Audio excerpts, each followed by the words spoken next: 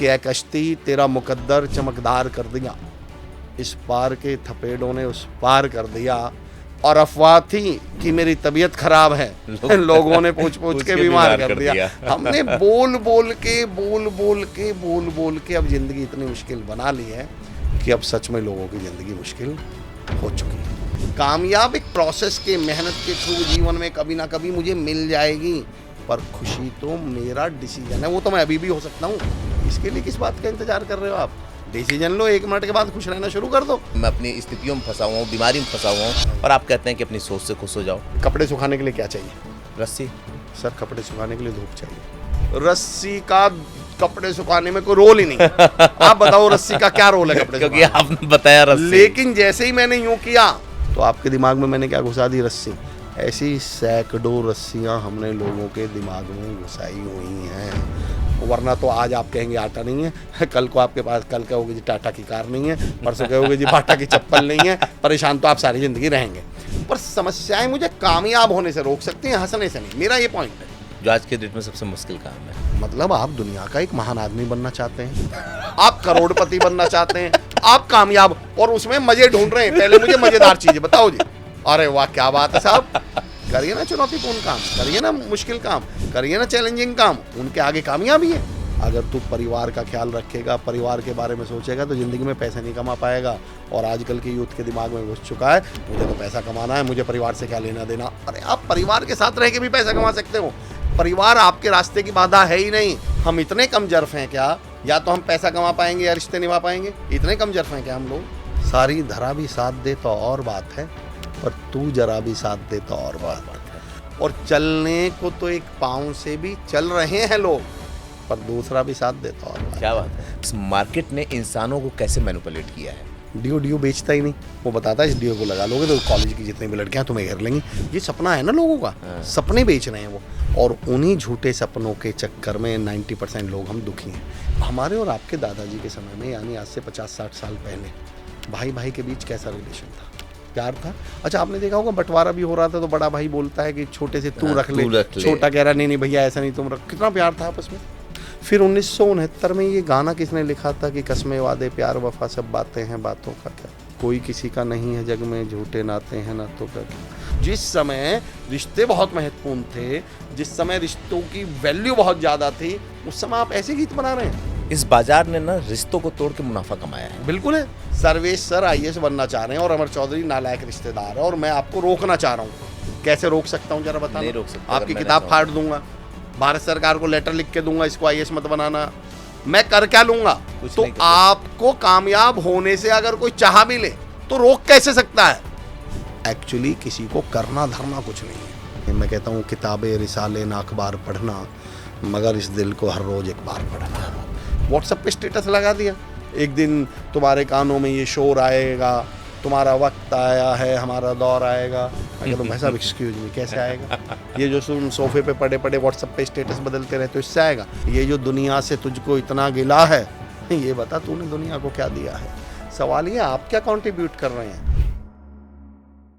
ये कैसा अजीब दौर है। यहाँ हमारे पास सब कुछ है आज, उसके बाद भी हम परेशान हैं। डॉक्टर है, वैद्य है, नीम हकीम है, उसके बाद भी हम बीमार हैं। सब कुछ जानते हैं, उसके बाद भी परेशान हैं। आखिर वजह क्या है? और जब हमें ये समझ में नहीं आता तो हम तमाम अलग अलग तरह के एक्सपर्ट के साथ जाते हैं, और वो एक्सपर्ट हमारी ज़िंदगी में हमें क्लैरिटी देते हैं, जिसके बाद हमारे जीवन का पथ थोड़ा आसान होता है। यही एक वजह है कि आप देखेंगे कि पॉडकास्ट की भी भीड़ सी आ गई है। लेकिन अच्छी बात क्या है कि लोग सुनते हैं, समझते हैं, अपने लिए कुछ ढूंढते हैं। और हमारी कोशिश होती है कि जब भी हम पॉडकास्ट करें या किसी शख्सियत को लेकर के आएँ, तो जो लोग हमारे पॉडकास्ट पे वक्त बिताते हैं उन्हें उनके जीवन से जुड़ा कुछ मिले, जिससे जीवन आसान हो सके। आज हमारे साथ एक ऐसे ही शख्स हैं, एक ऐसे ही गेस्ट हैं जिनका नाम है अमर चौधरी जी, और वो थिंकर हैं, कॉर्पोरेट ट्रेनर हैं, मोटिवेशनल स्पीकर है। मोटिवेशनल नहीं, आपने खूब सुना होगा, मोटिवेशनल स्पीकर क्या टर्म है, कैसे ये काम करते हैं। और कहते हैं कि सबसे टफ जो दिमाग माना जाता है ना, वो पैरामिलिट्री फोर्सेस का माना जाता है या पुलिस वालों का माना जाता है, क्योंकि उनको ऐसी ट्रेनिंग दी जाती है और उनको उनकी थिंकिंग को दुरुस्त करने के लिए आप जाते हैं। तो आइए सीधे बात करते हैं। सर बहुत बहुत धन्यवाद आज समय देने के लिए। बहुत बहुत आभार सर्वेश सर। मैंने किसी भी पॉडकास्ट की इससे सुंदर और इससे बेहतरीन शुरुआत नहीं देखी। आपका अंदाज बहुत कमाल का है। बहुत बहुत आभार सर, बहुत बहुत धन्यवाद। मैं आपके बोलने का दीवाना हूँ सर, इसीलिए आज हम दोनों बैठे हुए हैं क्या यहाँ बात, पे। क्या बात है सर। एक सवाल लूंगा, लेकिन वो एक गाने से लूंगा। जी, जी। गाना कुछ यूं है कि सीने में जलन, आंखों में तूफान सा क्यों है, यहाँ हर शख्स परेशान सा क्यों है, क्यों है ऐसा? क्या बात है, क्या अंदाज है और क्या सवाल है आपका। सर्वे सर, आपने सवाल की शुरुआत ही ऐसी करी है पॉडकास्ट की। मुझे लग रहा है कि आपने एक बात कही थी कि यहाँ जो लोग समय देंगे हम जरूर कुछ ना कुछ वैल्यू ऐड करने वाले हैं। मैं अब आपके सवाल पे आता हूँ। मुझे ऐसा लगता है सर्वेश सर, व्यक्तिगत तौर पे इस दुनिया में इतनी मुश्किलें, इतनी समस्याएं, इतनी परेशानियां हैं नहीं जितनी हम लोगों ने पैदा कर ली हैं, जितनी हम लोगों ने बना ली हैं। दरअसल मुझे ऐसा लगता है, आपने शुरुआत की थी कि ये अजीब सा दौर है। सच में ये अजीब सा दौर है।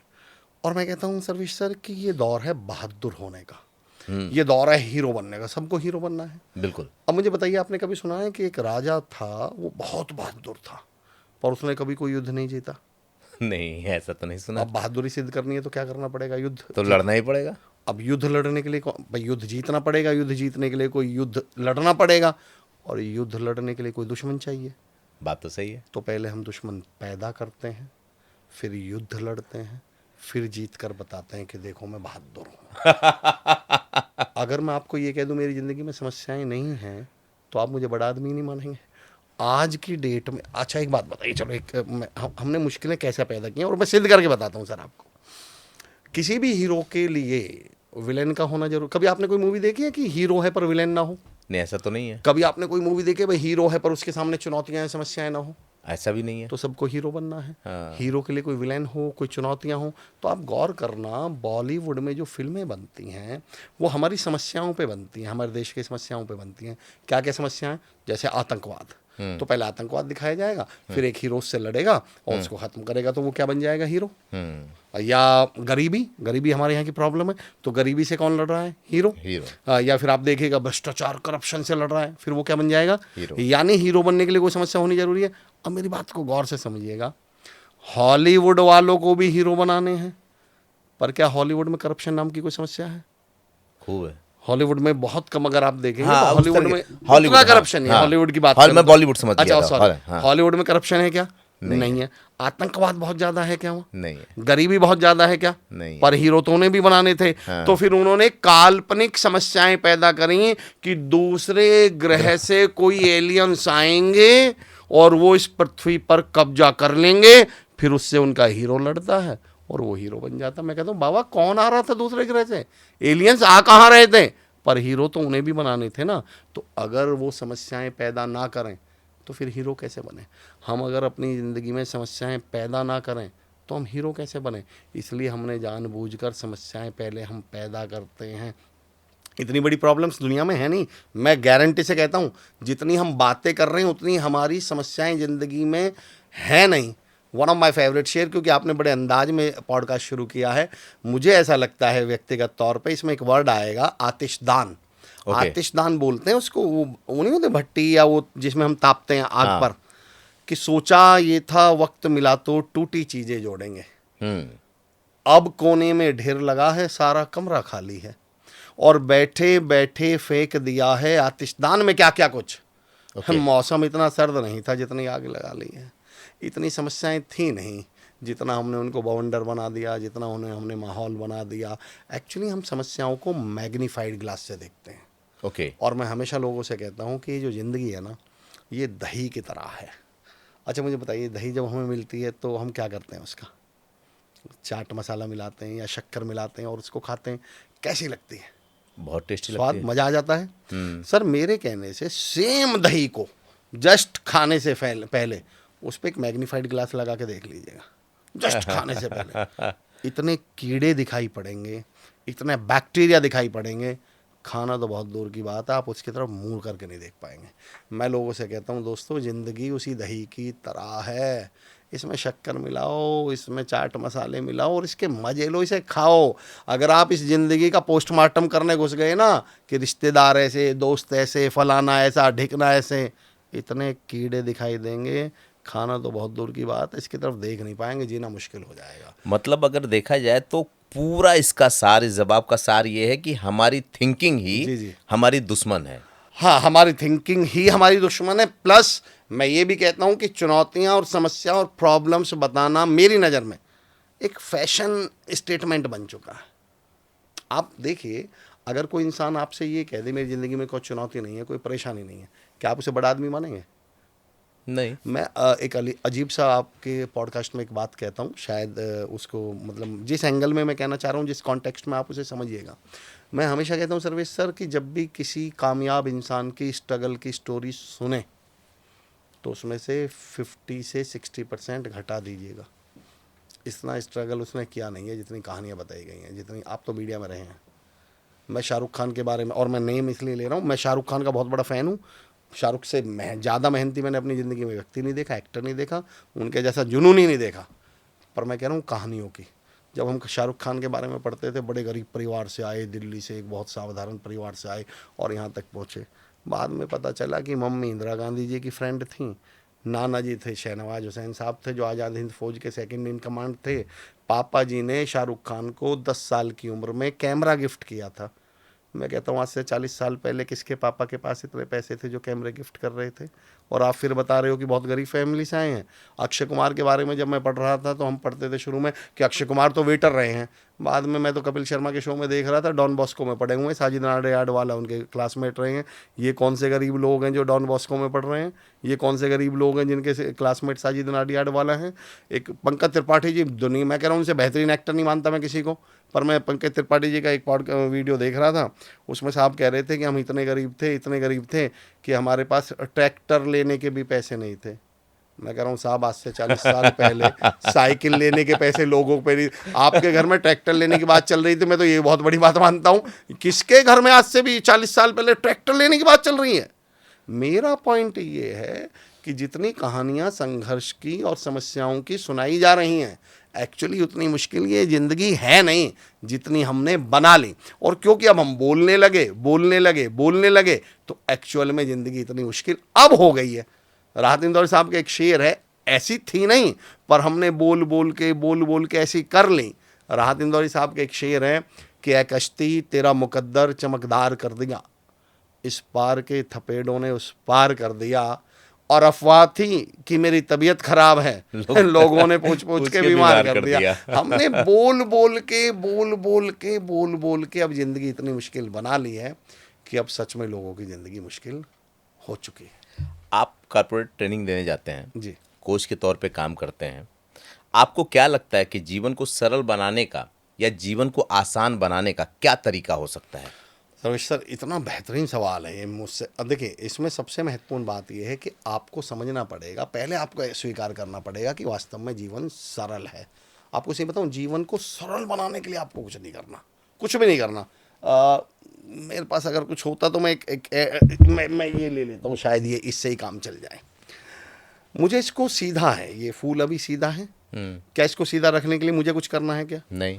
इसको टेढ़ा करने के लिए मुझे क्या करना पड़ेगा? घुमा, हाँ, मोड़ना पड़ेगा, जोर लगाने पड़ रहे हैं, एफर्ट लगाने पड़ रहे हैं। हाँ। इसकी जगह मैं कहता हूँ ये ज़िंदगी है। एक्चुअली इसको सीधा सरल रखने के लिए आपको कुछ नहीं करना, आपको इसको टेढ़ा करने के लिए जोर लगाने पड़ेंगे।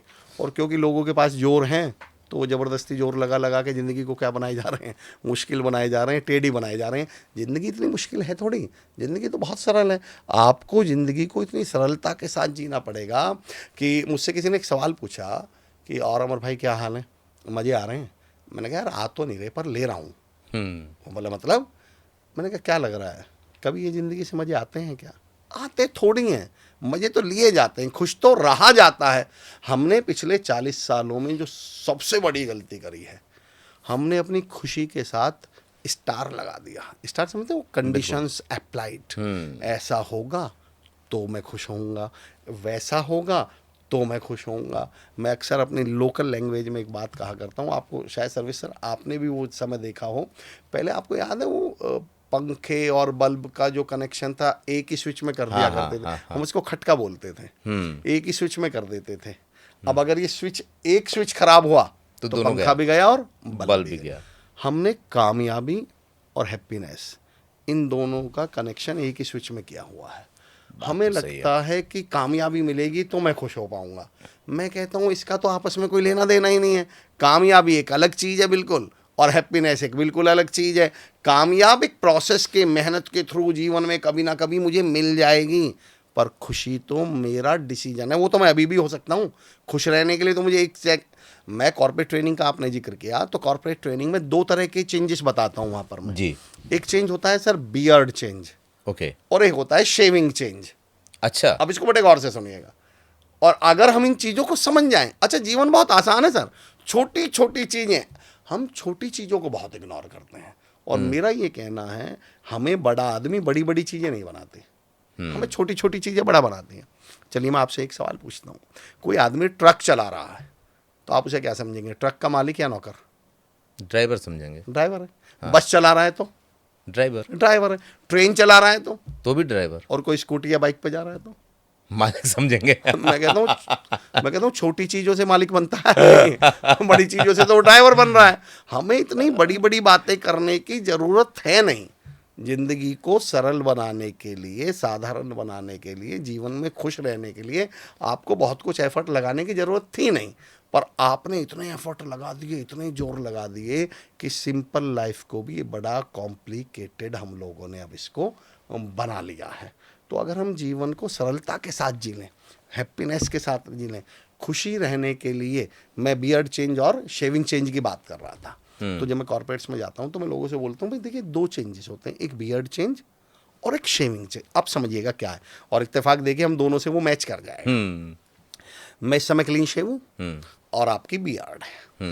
अब कोई एक साहब आते हैं और वो हम दोनों से कहते हैं, मुझसे कहते हैं कि अमर जी आप शेविंग बढ़ा लो, बियर्ड बढ़ा लो, दाढ़ी, और आपसे बोलते हैं सर्वेश जी आप दाढ़ी कटा लो, और हम दोनों उनकी बात मानने के लिए तैयार हैं। ठीक है। आपको चेंज लाने में कितना टाइम लगेगा? मुझे 2 मिनट लगेंगे। 5 मिनट, 10 मिनट। हाँ। आप शेविंग करा लेंगे, और मैं मानने के लिए तैयार हूं। उसके बावजूद कितना टाइम लग जाएगा दाढ़ी आने में? महीने, 1.5 महीने, 2 महीने। बिल्कुल। तो मैं कहता हूँ सक्सेस तो दाढ़ी उगाने की तरह है, टाइम लगेगा, पर हैप्पीनेस तो शेविंग करने की तरह है। इसके लिए किस बात का इंतजार कर रहे हो आप? डिसीजन लो, 1 मिनट के बाद खुश रहना शुरू कर दो। परिस्थितियाँ कैसी भी हों, परिस्थिति शब्द पे भी गौर करिएगा सर्वेश सर, मैंने शब्दों पे बहुत काम किया। पर स्थिति शब्द में एक वर्ड आता है पर, आप तो खुद मीडिया पर्सन रहे हैं, उसमें एक वर्ड आता है प्रवक्ता। वक्ता और प्रवक्ता में अंतर क्या है? वक्ता वो जो अपने मन के भाव बोले, और प्रवक्ता वो किसी के बिहाफ पर बोले। तो पर स्थिति शब्द में तो खुद ही कहती है, पर स्थिति मतलब स्थिति जो किसी और पर डिपेंड करती हो। स्थिति की अपनी कोई औकात थोड़ी है, स्थिति तय होती है पर यानी दूसरे व्यक्ति पर। सेम परिस्थिति में मैं उदास हो सकता हूं और सेम परिस्थिति में आप जिंदा दिल रह सकते हैं। मैं स्थितियों को हमेशा कहता हूं सर, परिस्थिति तो रस्सियों की तरह है। सेम रस्सी से ऊपर डालकर गड्ढे से बाहर निकला जा सकता है, सेम रस्सी से पंखे पर लटक के फांसी लगाई जा सकती है। आप रस्सी को दोष क्यों दे रहे हैं? रस्सियां थोड़ी तय करेंगे कि हम मरेंगे या बाहर निकलेंगे, ये तो हम तय करेंगे ना। पर हम लोग स्थितियों के अधीन हो चुके हैं। अच्छा, मज़ेदार बात क्या है ना, जो लोग इसको सुन रहे होंगे सुन के मज़ा आ रहा होगा, लेकिन अक्सर पॉडकास्ट के बाद मैं ऐसा देखता हूँ, जब हम लोग NLP पे बात करते हैं, मैनिफेस्टेशन में बात करते हैं, कुछ लोग आते हैं, कमेंट करते हैं, कहते हैं कि हमारी जो स्थिति है हमको खाने के लिए नहीं है, हमको कमाने के लिए नहीं है, मैं अपनी स्थितियों में फंसा हुआ हूँ, बीमारी में फंसा हुआ हूँ, और आप कहते हैं कि अपनी सोच से खुश हो जाओ। तो क्या जीवन को इन चीज़ों से बाहर आने का भी कोई तरीका है क्या? बिल्कुल है। देखिए आपने बड़ी अच्छी बात कही। मैंने कहा आप अपनी सोच से खुश हो जाओ। एक हम लोगों के साथ ना ट्रैपिंग बहुत हुई है। मैं अब यहाँ पॉडकास्ट में तो पता नहीं वो मैसेज कितना क्लियर हो पाएगा। मैं अपनी ट्रेनिंग्स में एक सवाल पूछता हूँ, टैपिंग समझाता हूँ। हमारे दिमाग में कुछ फितूर या मिथ बैठा दिए गए हैं। मैं अपनी ट्रेनिंग देते समय एक सवाल पूछता हूँ, मैं ऐसे हाथ करता हूँ, और अगर पॉडकास्ट में लोग देख रहे हो तो पहले कोशिश करिएगा इसको जो मैं पूछना चाह रहा हूँ। मैं यूँ हाथ करता हूँ और पूछता हूँ, बताइए, आपसे पूछता हूँ सर, बताइए कपड़े सुखाने के लिए क्या चाहिए? रस्सी। सर कपड़े सुखाने के लिए धूप चाहिए। रस्सी का कपड़े सुखाने में कोई रोल ही नहीं है। आप बताओ रस्सी का क्या रोल है कपड़े क्योंकि सुखाने में? आपने बताया रस्सी। लेकिन जैसे ही मैंने यूं किया तो मैंने आपके सबसे लीस्ट रोल है रस्सी का। मैं रेलिंग पे डाल दूं तो कपड़े सूख जाएं, मैं पलंग पे डाल दूं तो कपड़े सूख जाएं, खाट खड़ी करके हमारे गांवों में कपड़े डाल देते हैं तो कपड़े सूख जाएं। पर जैसे ही मैंने यूं किया तो आपके दिमाग में मैंने क्या घुसा दी? रस्सी। ऐसी सैकड़ों रस्सियां हमने लोगों के दिमाग में घुसाई हुई हैं, जिनका जो आपने सवाल पूछा था, मैं फिर कह रहा हूँ, उन्हें तो सवाल ये पूछना चाहिए हम कामयाब कैसे हों। खुश होने के लिए तो सवाल पूछने की जरूरत ही नहीं है ना भाई। आपकी परिस्थितियों में कामयाब, आप ये पूछो सर मैं आटा कैसे लाऊं, मैं तो बहुत परिस्थितियां खराब है मेरी। आप ये पूछो सर मैं कामयाब कैसे, कामयाबी का सवाल है वो, हैप्पीनेस का तो सवाल ही नहीं है। एक अजीब सा उदाहरण देता हूं, मुझे नहीं मालूम कितने लोग इससे कनेक्ट कर पाएंगे, पर जो मैंने अपनी खुशी का पैरामीटर तय किया सर, हैप्पीनेस की जब बात चल रही है, मैं हमेशा कहता हूं अगर आप बिना किसी कारण और खामखा खुश रह सकते हैं तो आप इस पूरे जीवन काल में खुश रहने के बारे में सोचिएगा।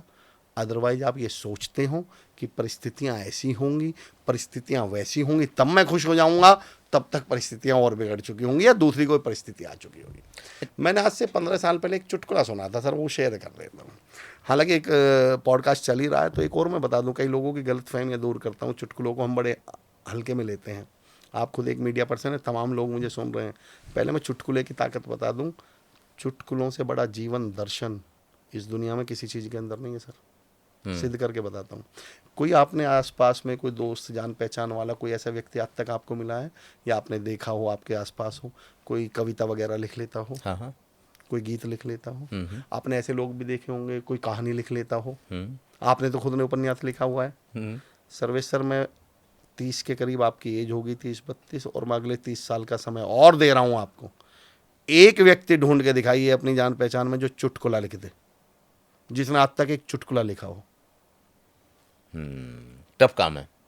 इस दुनिया का सबसे फर्टाइल्ड ब्रेन चुटकुला लिखता है, सबसे उर्वरक ब्रेन। आप जितने भी कॉमेडियन हुए ना, तो जितने भी जॉनी वॉकर, महमूद साहब, जितने भी जॉनी लीवर, असरानी जी, जगदीप जी, चार्ली चैपलिन जी, कभी इनके इंटरव्यू देख लीजिएगा। ये किसी फिलोसफर से कम नहीं है, ये किसी दार्शनिक से कम नहीं है। चुटकुलों में इतना बड़ा जीवन दर्शन है। अब मैंने 15 साल पहले एक चुटकुला सुना था और उसने मेरी ज़िंदगी का तरीका ही बदल दिया। खुश रहने के केस में बात कर रहा हूँ, कामयाबी की बात ही नहीं कर रहा हूँ मैं हैप्पीनेस की बात कर रहा हूँ। अगर आप ऐसे खुश रह सकते हो तो खुशी के बारे में सोचिए, वरना तो आज आप कहेंगे आटा नहीं है, कल को आपके पास, कल कहोगे जी टाटा की कार नहीं है, परसों कहोगे जी बाटा की चप्पल नहीं है। परेशान तो आप सारी ज़िंदगी रहेंगे। मैंने क्या सीखा वो बताता हूँ। एक साहब अपनी वाइफ के साथ कहीं जा रहे थे, तो रास्ते में कुछ बदमाश मिल गए, तो उन्होंने क्या किया, एक गोला खींच के उस आदमी को गोले में खड़ा कर दिया और बोले अगर इस गोले से बाहर आया ना तो जान से मार देंगे। और उसकी वाइफ से पैसे छीन लिए, मोबाइल छीन लिए, जेवर छीन लिए, छीन कर भाग गए। पब्लिक इकट्ठा हो गई। वो आदमी हंसे ही हंसे। लोगों को लगा कि यार इसको सदमा लग गया, पता नहीं क्या हुआ, वाइफ से मोबाइल, पैसे, जेवर छीन गए।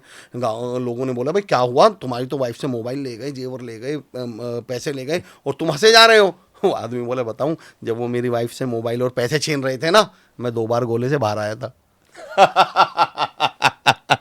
जिस दिन सर्वेश सर आपका सब कुछ लुट रहा हो और आप उस बात की खुशी मना सके कि अपन तो गोले से बाहर आए थे, तो आप खुश रहेंगे, वरना तो आप जिंदगी भर ये गणित गुना भाग ही लगाते रहेंगे। तो मैं कहता हूं कि खुश रहना आपका डिसीजन है, पर स्थिति ये आप पर, सेम स्थिति आप पर डिपेंड करती है। सेम स्थिति में आपका नजरिया क्या है। मैं कोई किताब, देखिए मैं बिल्कुल बुकिश बात नहीं कर रहा।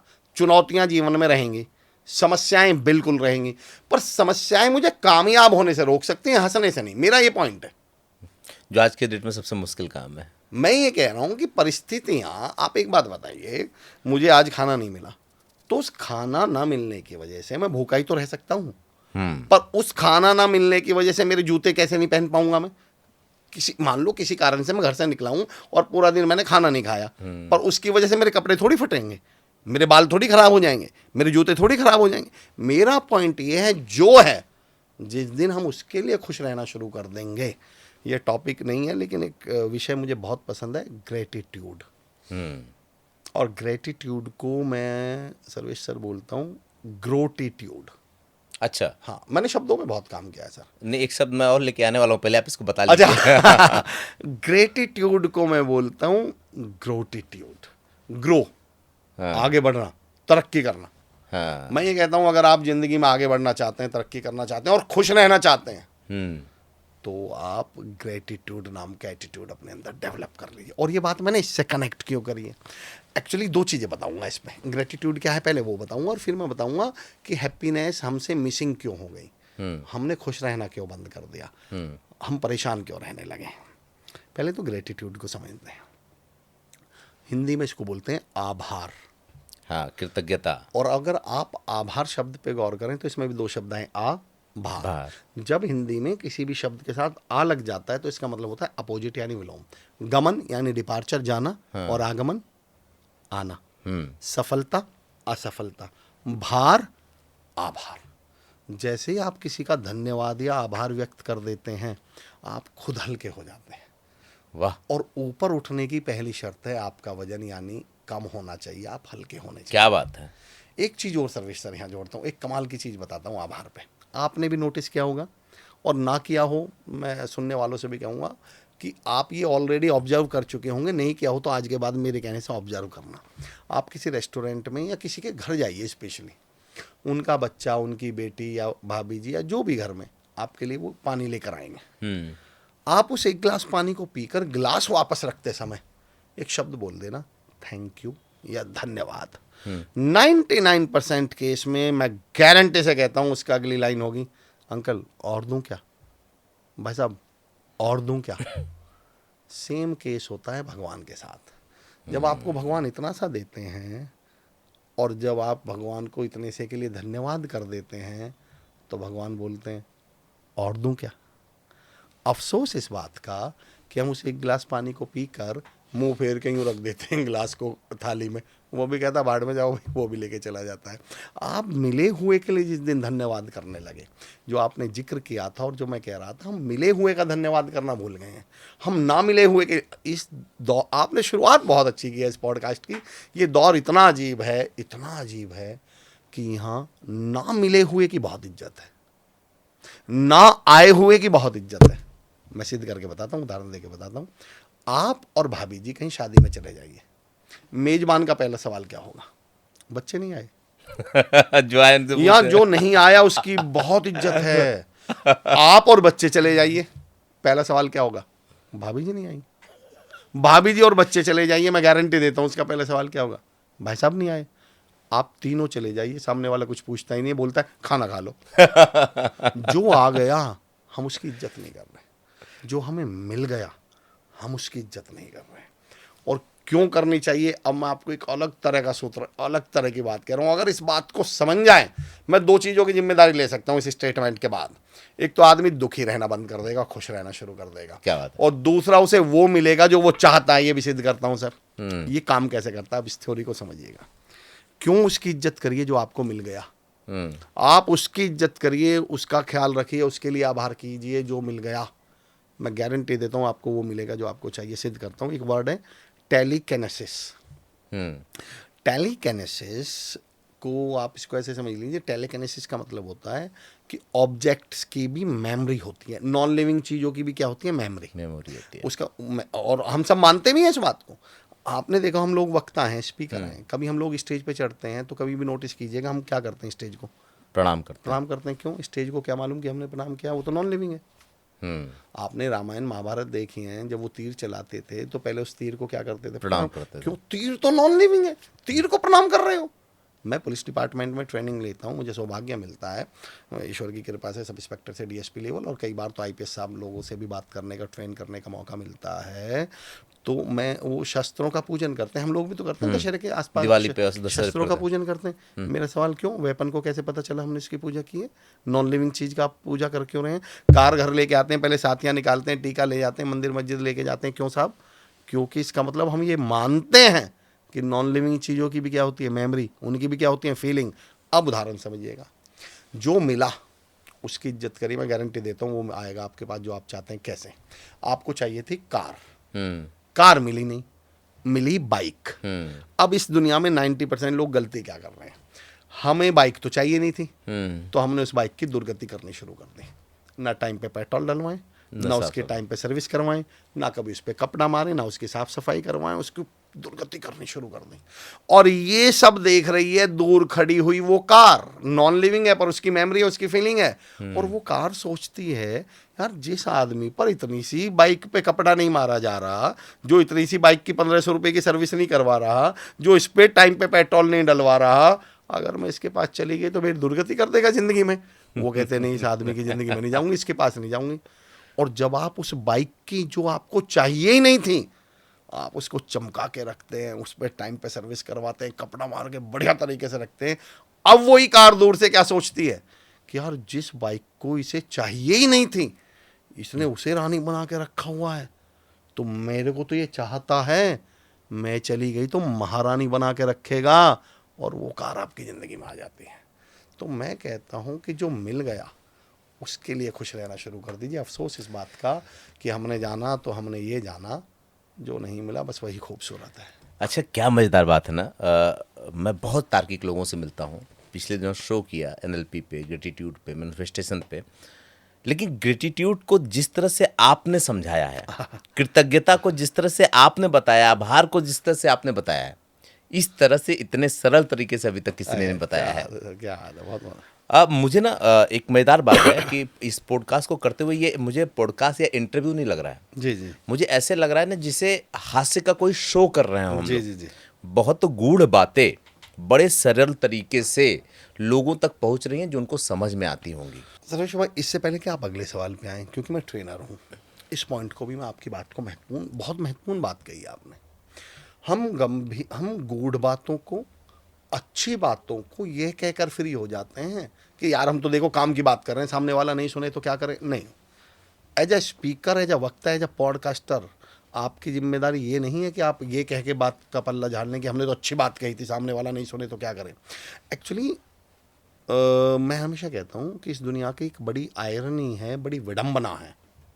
इस दुनिया में जितनी भी फालतू चीज़ें हैं, जितनी भी फालतू चीज़ें हैं, बकवास चीज़ें हैं, वो सब की सब इंटरेस्टिंग और स्वादिष्ट हैं, टेस्टी हैं।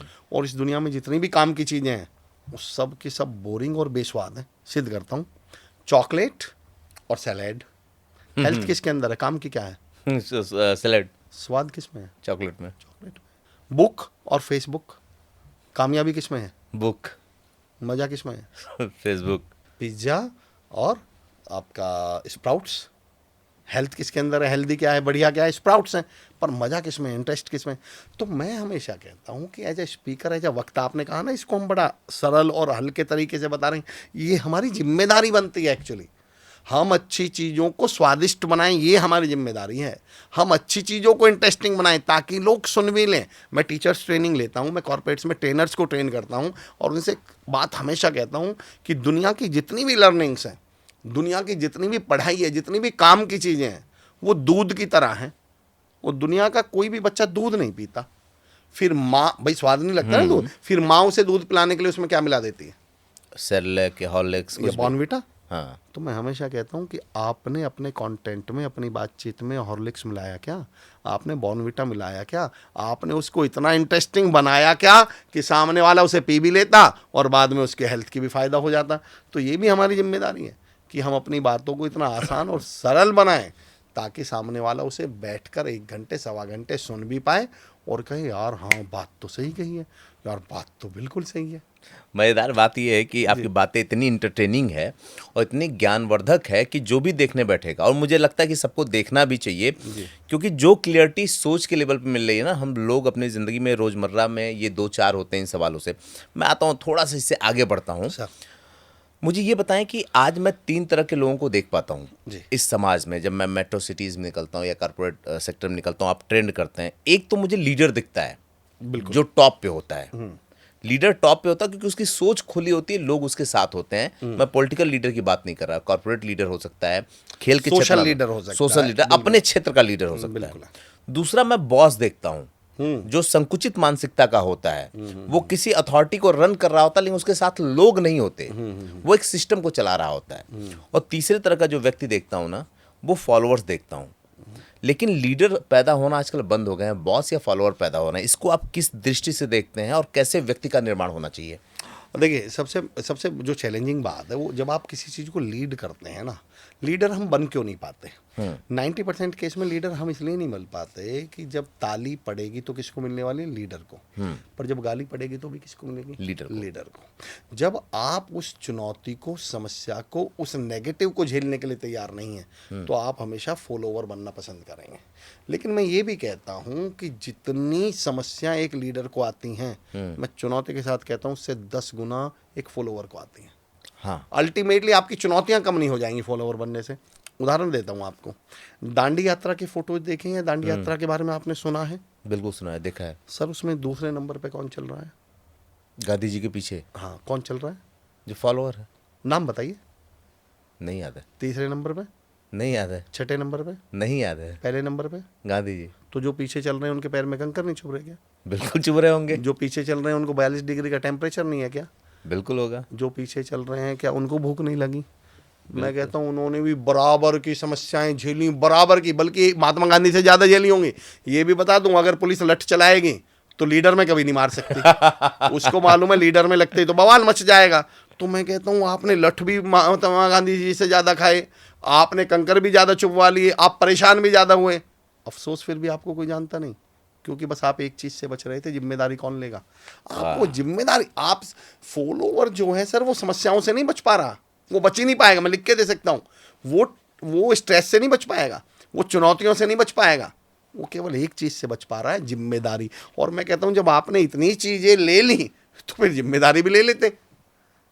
आप जस्ट एक कदम पीछे चलने की वजह से, मैं अक्सर अपनी ट्रेनिंग्स में लोगों से सवाल पूछता हूं, चांद पर सबसे पहले कौन गया था? Neil Armstrong. हाँ, नील मास्टर। आप जानते, तमाम लोग जानते। मेरा अगला सवाल, सेकंड नंबर पे कौन गया था? पता नहीं। तो जो सेकंड नंबर पे गया था उसके मरने के चांस कम थे क्या? नहीं। उसको ज्यादा ऑक्सीजन मिल गई थी क्या? उसने बराबर का चैलेंज फेस किया।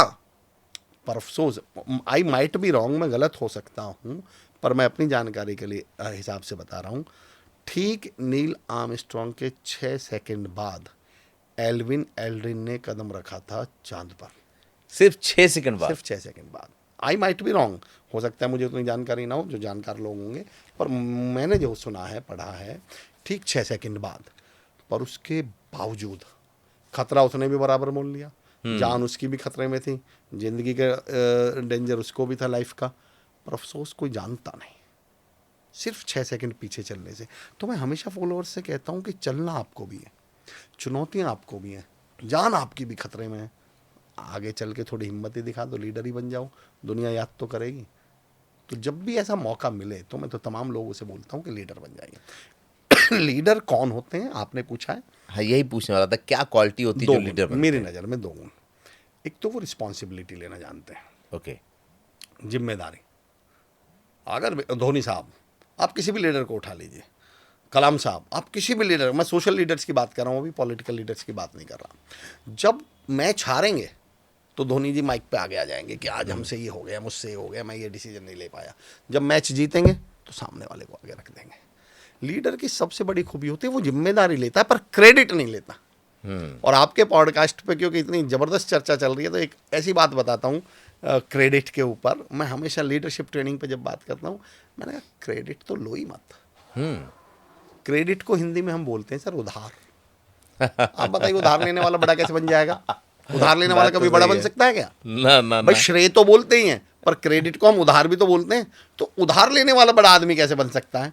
एक चीज और सुनिएगा, क्रेडिट को मैं हमेशा कहता हूँ, आपने कभी इस पॉइंट को तो सुनिएगा दोस्तों, सुनिएगा इस पॉइंट को। तो आपने कभी देखा होगा हम प्रसाद खरीदते हैं 100 रुपये का, भगवान के सामने। प्रसाद किसके लिए खरीदा हमने? भगवान के लिए। पर उस 20 लड्डू में से 10 लड्डू में से भगवान को कितना चढ़ाया जाता है? 1 या 2? 1 लड्डू। हाँ। बाकी के 9 लड्डू जो मंदिर के बाहर बैठे होते हैं, हाँ। वो भिखारी या मांगने वाले, हम उनको बांट देते हैं। हाँ। तो मैं हमेशा कहता हूँ जो 10 में से 1 लड्डू ले, 100 में से 10% का क्रेडिट ले, वो भगवान, और जो 90% ले वो भिखारी है। आपका फार्मूला ही गजब है। जो लीडर 10% क्रेडिट खुद लेके 90% बांट दे टीम में, वो लीडर है। और जिसने कहा नहीं मैं तो 90% लूंगा, वो भिखारी है, वो लीडर तो बन ही नहीं सकता। और हमारे लोगों की समस्या ये है कि इन्हें क्रेडिट चाहिए। तो मैं तो कहता हूँ लेना ही मत, गलती से भी क्रेडिट मत लेना। बड़ा बनना है, लीडर बनना। भगवान इसलिए भगवान है कि जब लेने की बारी आई तो भगवान ने इतना सा लड्डू स्वीकार किया। और सही बताऊं, वो लड्डू भी लास्ट में उठ के पुजारी या कोई और ही खाएगा, भगवान तो खा नहीं रहे। तो लीडर वो होता है जो क्रेडिट इतना सा ले और लोगों में क्रेडिट बांट दे, पहला पॉइंट। दूसरा, मेरी नज़र में लीडर या सीनियर एक वर्ड यूज करता हूँ। और आपने शुरू में एक बात कही थी, अजीब दौर। एक अजीब दौर ये भी है मेरी नज़र में, लीडर बहुत अच्छा। लीडर, आप मुझे बताइए, लीडर्स लोगों से क्या बना के रखते हैं? Connection, connect. Service sir, connect हम लोग दिमाग से होते हैं, दिल से? कनेक्शन किससे होता है? दिल से।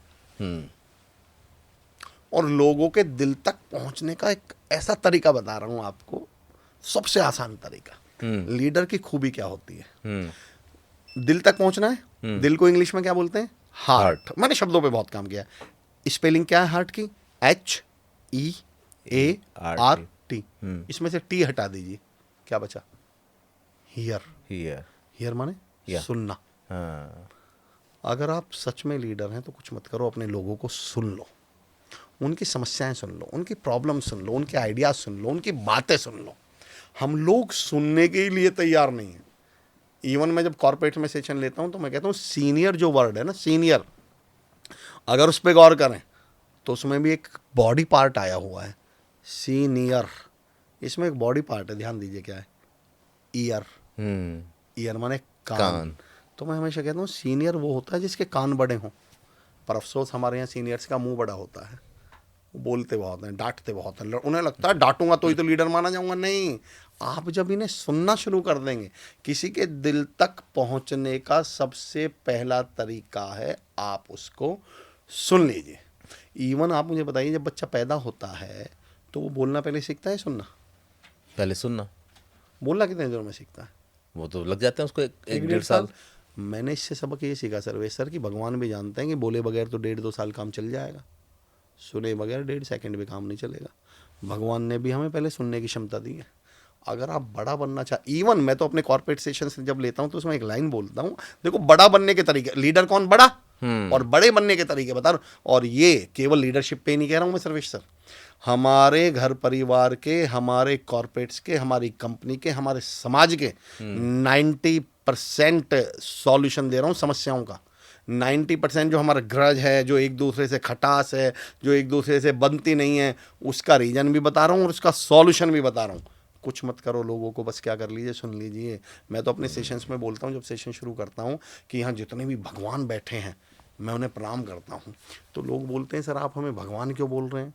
तो मैं कहता हूँ भाई, कभी आप मंदिर, मस्जिद या गुरुद्वारा गए होंगे तो मुझे बताइए, सुनता कौन है और बोलता कौन है? वहाँ भगवान होते हैं और हम होते हैं, तो बोलता कौन है और सुनता कौन है? बताइए कौन बोलता है? इंसान बोलता है, भगवान सुनता है। यानी सुनने वाला कौन? भगवान। तो हमारे लोग जो पॉडकास्ट को सुन रहे हैं वो कौन? भगवान। अब देखना ये है कि ये लोकल भगवान है या ब्रांडेड भगवान है। हम तो इनके भक्त हैं, हम तो भक्त हैं। मैं कहता हूँ सुनने वाला भगवान होता है, बोलने वाला थोड़ी होता है। और हम सुन ही नहीं रहे। मैं की नॉट स्पीकर हूं और मैं खुद एक बात बोलता हूं, हर दूसरे घर में आज की नॉट स्पीकर है, पर इस समाज को इस समय की नॉट लिसनर्स की जरूरत है। इन पर आज के परिवारों को, आज के समाज को, आज के कॉर्पोरेट्स को सुनने वालों। 90% समस्याओं का सॉल्यूशन है सर, सिर्फ सुन लीजिए। अगर वो 90% समस्याओं का सॉल्यूशन दे रहा हूं, चाहे वो कॉर्पोरेट की हो, चाहे सीनियर जूनियर के रिश्ते की हो, पति पत्नी की हो, माँ बाप की हो, अगर वो इस समय की समाज की सबसे बड़ी समस्या क्या है बताइए? टीचर को बच्चों से क्या शिकायत है? बोलते ही नहीं है, सुनते नहीं। सुनते नहीं है। माँ बाप को औलाद से क्या शिकायत है? बोलते नहीं है। सीनियर को जूनियर से क्या शिकायत है? सुनते नहीं। अच्छा पलट के बताना, जूनियर को सीनियर से क्या शिकायत है? सुनते नहीं। बच्चों को माँ बाप से क्या शिकायत है? सुनते नहीं। कोई किसी की सुनने के लिए तैयार ही नहीं है। 90% समस्याओं का सॉल्यूशन दे रहा हूं। अगर वो पूछ लें हमसे तुम्हें किस बात का गम है, अगर वो पूछ लें हमसे तुम्हें किस बात का गम है, तो फिर किस बात का गम है अगर वो पूछ लें हमसे? अच्छा, मतलब आप बातें बहुत गंभीर कर रहे हैं। ये हंसी इसलिए आ रही है कि क्या छोटी छोटी चीजों में आदमी पूरी उम्र उलझा रहता है। हाँ। और उसको समझ में भी नहीं आता। एक चीज मुझे क्लियर हुई, मैं अक्सर देखता था मेरे संबंध जिनसे होते हैं वो मुझे क्यों पसंद करते हैं। एक चीज समझ में आई, मैं सुनता हूं, और जब वो मेरे पास आके खाली हो जाता है ना, तो उनसे एक आत्मीय जुड़ाव हो जाता है, और वो जब भी भरते हैं तो मेरे पास खाली होने के लिए आ जाते आपने कहा कि आप गंभीर बात कर रहे हैं लेकिन हास्य, तो मैं फिर आपको उसी गंभीर बात को हास्य के साथ बताता हूँ। अफेयर जब चल रहा होता है लड़के और लड़की का, तो उनमें कितना प्यार होता है, हैं। बहुत होता है। फिर सेम लड़के लड़की की शादी हो जाती है। सारे प्यार गए। आप जानते हैं सबसे बड़ा कारण क्या है? क्या? एक्चुअली जब अफेयर चल रहा होता है तो कभी भी नोटिस करना, मेरे कहने से आप किसी कपल को नोटिस करना, जब अफेयर चल रहा हो वो एक दूसरे को सुनते बहुत, ऐसे बैठ जाएंगे एक दूसरे के सामने। क्या बात है। तुम बोलो, तुम बोलती रहो, मैं सुनता रहूं, मजा जीने का और ही आता है। फिर सेम पति पति बन जाए, पति पत्नी बन, तो ही मत बोला कर, मैं 20 बार बोला, बोला मत कर। हम एक दूसरे को सुनना बंद कर देते हैं, सिर्फ सुन लीजिए। और एक बात कहूँ, ये अलग है लेकिन फिर भी मैं कॉलेज में बच्चों से कहता हूँ और अब मैं सबसे कहता हूँ, सुननी तो पड़ेगी। अब एक शब्दों पे, अब मैंने शब्दों पे बहुत काम किया है और मुझे लग रहा है कि जो हमारी सुनने वाले हैं वो लिटरली इतने सजग होंगे, इसलिए ये लाइन बोल रहा हूँ, नहीं तो बड़ी मुश्किल लाइन है। मैं हमेशा लोगों से कहता हूँ, कुछ लोगों को सुन लो हाँ। ताकि दुनिया की ना सुननी पड़े। क्या बात है। इस सेंटेंस पे गौर करिएगा सर्वेश्वर में। कुछ लोगों को सुन लो, अपने मम्मी पापा को सुन लो, अपने बॉस को सुन लो, अपने सीनियर्स को सुन लो, अपने जूनियर्स को सुन लो, अपने बच्चों को सुन लो, कुछ लोगों को सुन लो। अगर आपने इन लोगों को नहीं सुना तो फिर सारी दुनिया की सुननी पड़ेगी, और दुनिया क्या क्या सुनाती है आप अच्छी तरह जानते हैं, तो सुननी तो अल्टीमेटली पड़ेगी। आपको बस ये तय करना है किसकी सुननी है। एक बात बताइए सर, इतनी क्लियरिटी कैसे, और जीवन में क्लियरिटी का महत्व कितना है? हाँ, ये एक तो मुझ पर ईश्वर की कृपा रही, मैं तो ये कह सकता हूँ, और कुछ अच्छा संगति बहुत अच्छे लोगों की रही।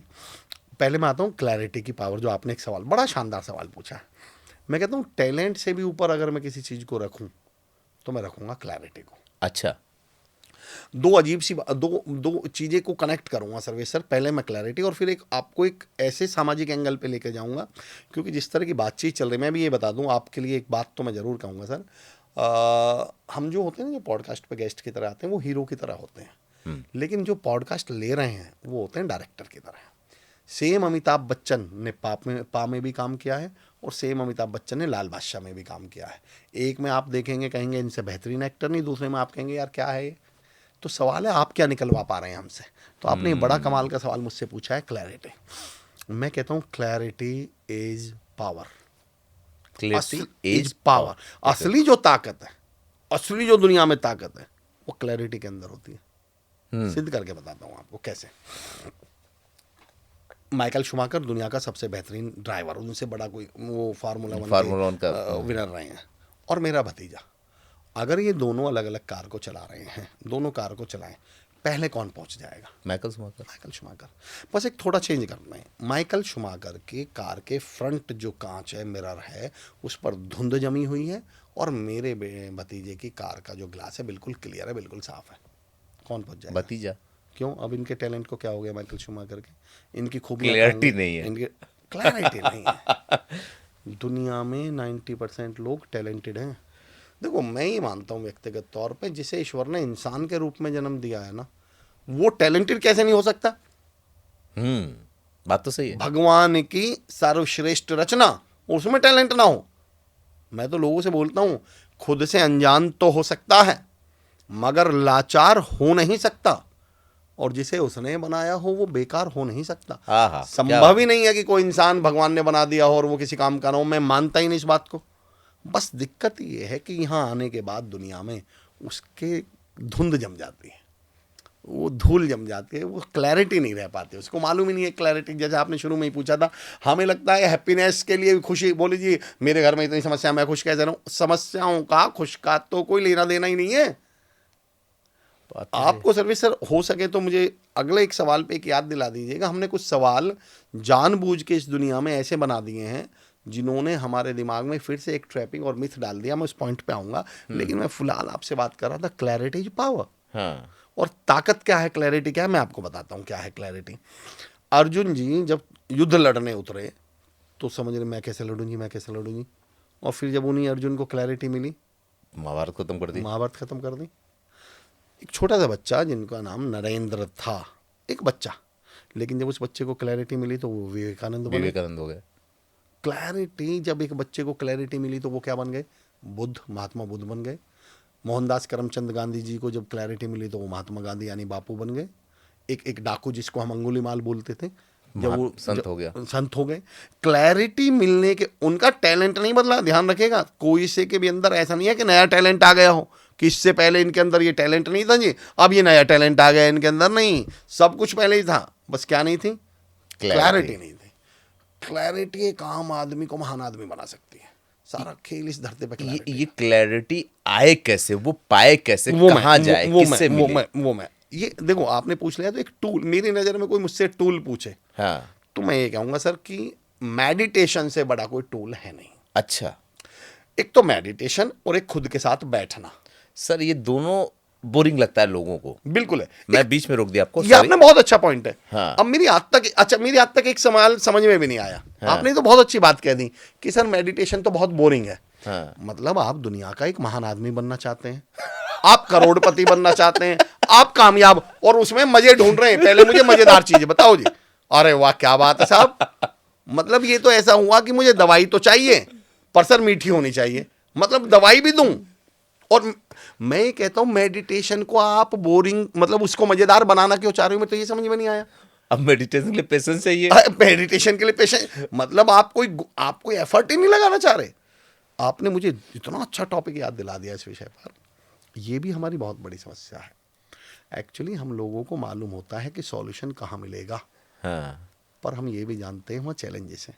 हाँ। जब कोई मेरे पास आता है और मुझसे कहता है कि सर मेरी ये प्रॉब्लम है, मुझे सॉल्यूशन चाहिए, हल चाहिए, तो मेरा पहला सवाल होता है, सर्वेश सर कि आपको सच में हल चाहिए क्या? बोले सर मतलब? मैंने कहा दोस्त, अगर मैंने हल दे दिया तो वो तुम्हें खेत में चलाना भी तो पड़ जाएगा। हल समझ गए ना? हाँ, समझ गया। वो बैल के साथ। और 90% लोगों को अपनी समस्याओं का सॉल्यूशन पता होता है। मेरी टमी निकली हुई है। हाँ। आप कभी देखना कोई मोटा व्यक्ति मिल जाए जिसकी टमी निकली हो, मैं अपना ही उदाहरण ले लेता हूँ, और आप जैसे फिट व्यक्ति को जैसे ही वो देखेगा, मैं चुनौती के साथ कहता हूँ, वो पहला सवाल पता क्या पूछेगा? अरे यार सर भाई बड़े फिट हो यार, हमें भी बताओ ना। हाँ, यही होता है। आपको क्या लग रहा है वो सच में पूछ रहा है? उसे मालूम है कि इससे पहले कि सर्वेश भाई ज्ञान देना शुरू कर दें, सर्वेश भाई मुझे टोक दें, तू एक काम कर, तू आगे बढ़ के सवाल पूछ ले, ताकि सर्वेश भाई को लगे नहीं यार अमर जी को सच में बदलना तो है। 500 लोगों से पहले भी पूछ चुका हूँ मैं। एक्चुअली ये टमी कैसे घटती है ये तो मुझे भी पता है। मीठा खाना बंद कर दूं, मैदा खाना बंद कर दूं, नमक या ऑयली फूड खाना बंद कर दूं, और सुबह जिम जाऊं, मुझे भी मालूम है। पर करे कौन? कष्ट कौन करे? एक्चुअली एफर्ट ही तो नहीं लगाने। सवाल तो, सारी लड़ाई तो एफर्ट्स की है। एक आपको सत्य घटना बताता हूँ। मेरा एक प्रोग्राम था, मैं होटल में रुका हुआ था, रात के 9 साढ़े 9 बजे हैं, और उससे फिर मैं समझा ज़िंदगी का मतलब जो आप पूछ रहे हैं मुझसे कि सर ये तो बोरिंग है, ये और वास्तव में है।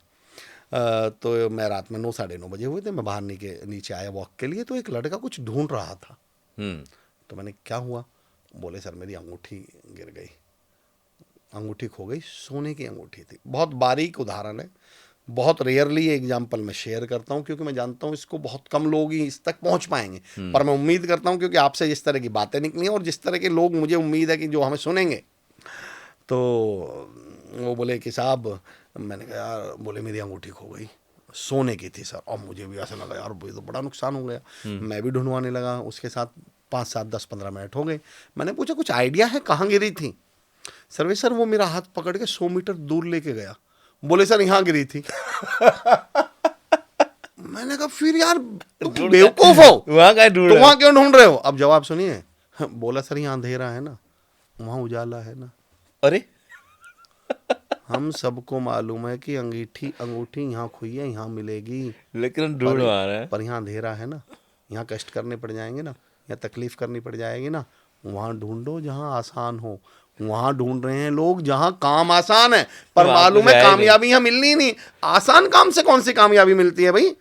इंटरेस्टिंग कामों से कामयाबी कौन सी मिलती है मुझे बताओ तो जरा। चप्पल पहनना बहुत आसान है, इससे कामयाबी मिल जाएगी क्या? टीवी देखना बहुत आसान है, कामयाबी मिल जाएगी क्या? फेसबुक पढ़े पढ़े सारे दिन फेसबुक चलाओ, बहुत आसान है, पर इससे सक्सेस कैसे मिल जाएगी? तो आप आसान कामों में कामयाबी ढूंढ क्यों रहे हैं? आसान कामों में जिंदगी की मीनिंग्स ढूंढ क्यों रहे हैं? क्योंकि यहाँ तो कष्ट करना पड़ जाएगा ना। तो हमारी समस्याएं ये हैं, हमें कामयाबी भी चाहिए और काम आसान भी चाहिए। तो मैंने कहा ऐसा तो अभी आविष्कार हुआ है नहीं, तुम भी करके देख लो ट्राई, जब ना हो तो हमें बता दीजिए। करिए ना चुनौतीपूर्ण काम, करिए ना मुश्किल काम, करिए ना चैलेंजिंग काम, उनके आगे कामयाबी है। मैं अक्सर एक उदाहरण दिया करता हूँ बदलाव शब्द के ऊपर।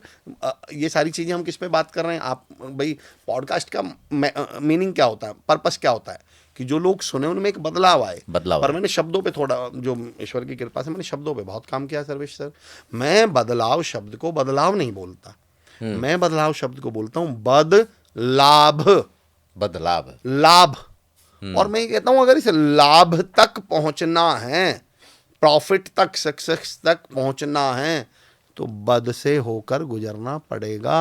और बद होता है बुरा, बद होता है चैलेंजिंग, बद होता है चुनौतीपूर्ण। हमने बहुत सारी हिंदी फिल्में देखी होंगी या हमने कहानियां पढ़ी होंगी, तो उसमें बताया जाता है एक गुफा थी, गुफा में क्या था, हीरे थे, खजाना था। कहाँ था? गुफा के गेट पे, अंदर अंदर। और दरवाजे पे क्या था? बिच्छू, पहरेदार, सांप, बिच्छू, सांप, अजगर, चमगादड़, बिच्छू, कीड़े मकोड़े। तो मैं हमेशा कहता हूँ कि भाई अगर तुम इस चुनौती के कीड़े मकोड़ों का सामना करने के लिए तैयार हो, तुम इन चुनौतियाँ, इन समस्याओं, इन परेशानियों के सांप बिच्छू से लड़ने के लिए तैयार हो, तो मैं चैलेंज करता हूँ, अंदर खजाना है, जाओ ले लो।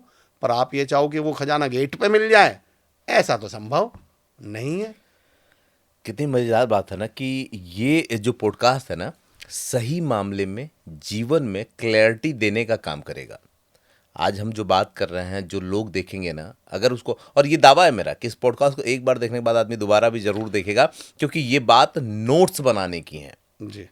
आपने याद दिलाने के लिए बोला था, मैं उसको याद दिला दूं, फिर मैं आगे बढ़ूंगा कि मिथ की बात करते हैं आप, कि जीवन में अभी आप बता रहे थे ना, बहुत से मिथ बना के रखते हैं हम। बहुत सारी टैपिंग की मैं बात कर टैपिंग रहा की बात था। कर। एक्चुअली कुछ चीज़ें हमारे दिमाग में ऐसी डाल दी गई हैं जो एक्चुअल में वैसी हैं नहीं, पर हम उनको फिर ढोए जा रहे हैं।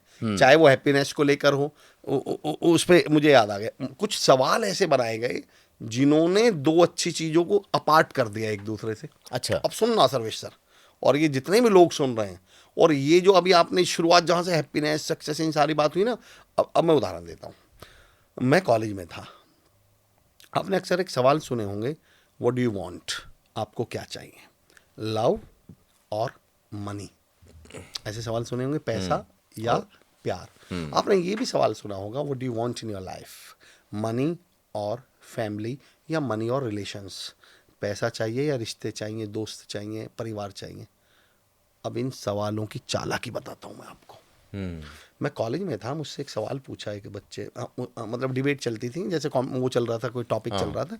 एक लड़का खड़ा हुआ और बोला कि अगर एक बात बताओ भाई, एक तरफ 1 करोड़ रुपए हैं और एक तरफ आपके माँ बाप हैं, माता पिता हैं, आप किसे चुनेंगे? मैंने कहा इस सवाल का जवाब तो मैं 1 सेकंड में दे दूंगा, पर मेरा एक सवाल है। बोले बताओ क्या?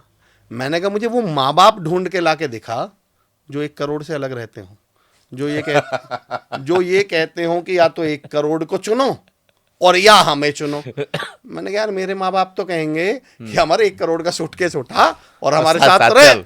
तो मैंने कहा ये सवाल पैदा कैसे हुआ है, मुझे ये बताओ पहले तो। अब सवालों की चालाकी सुनिए।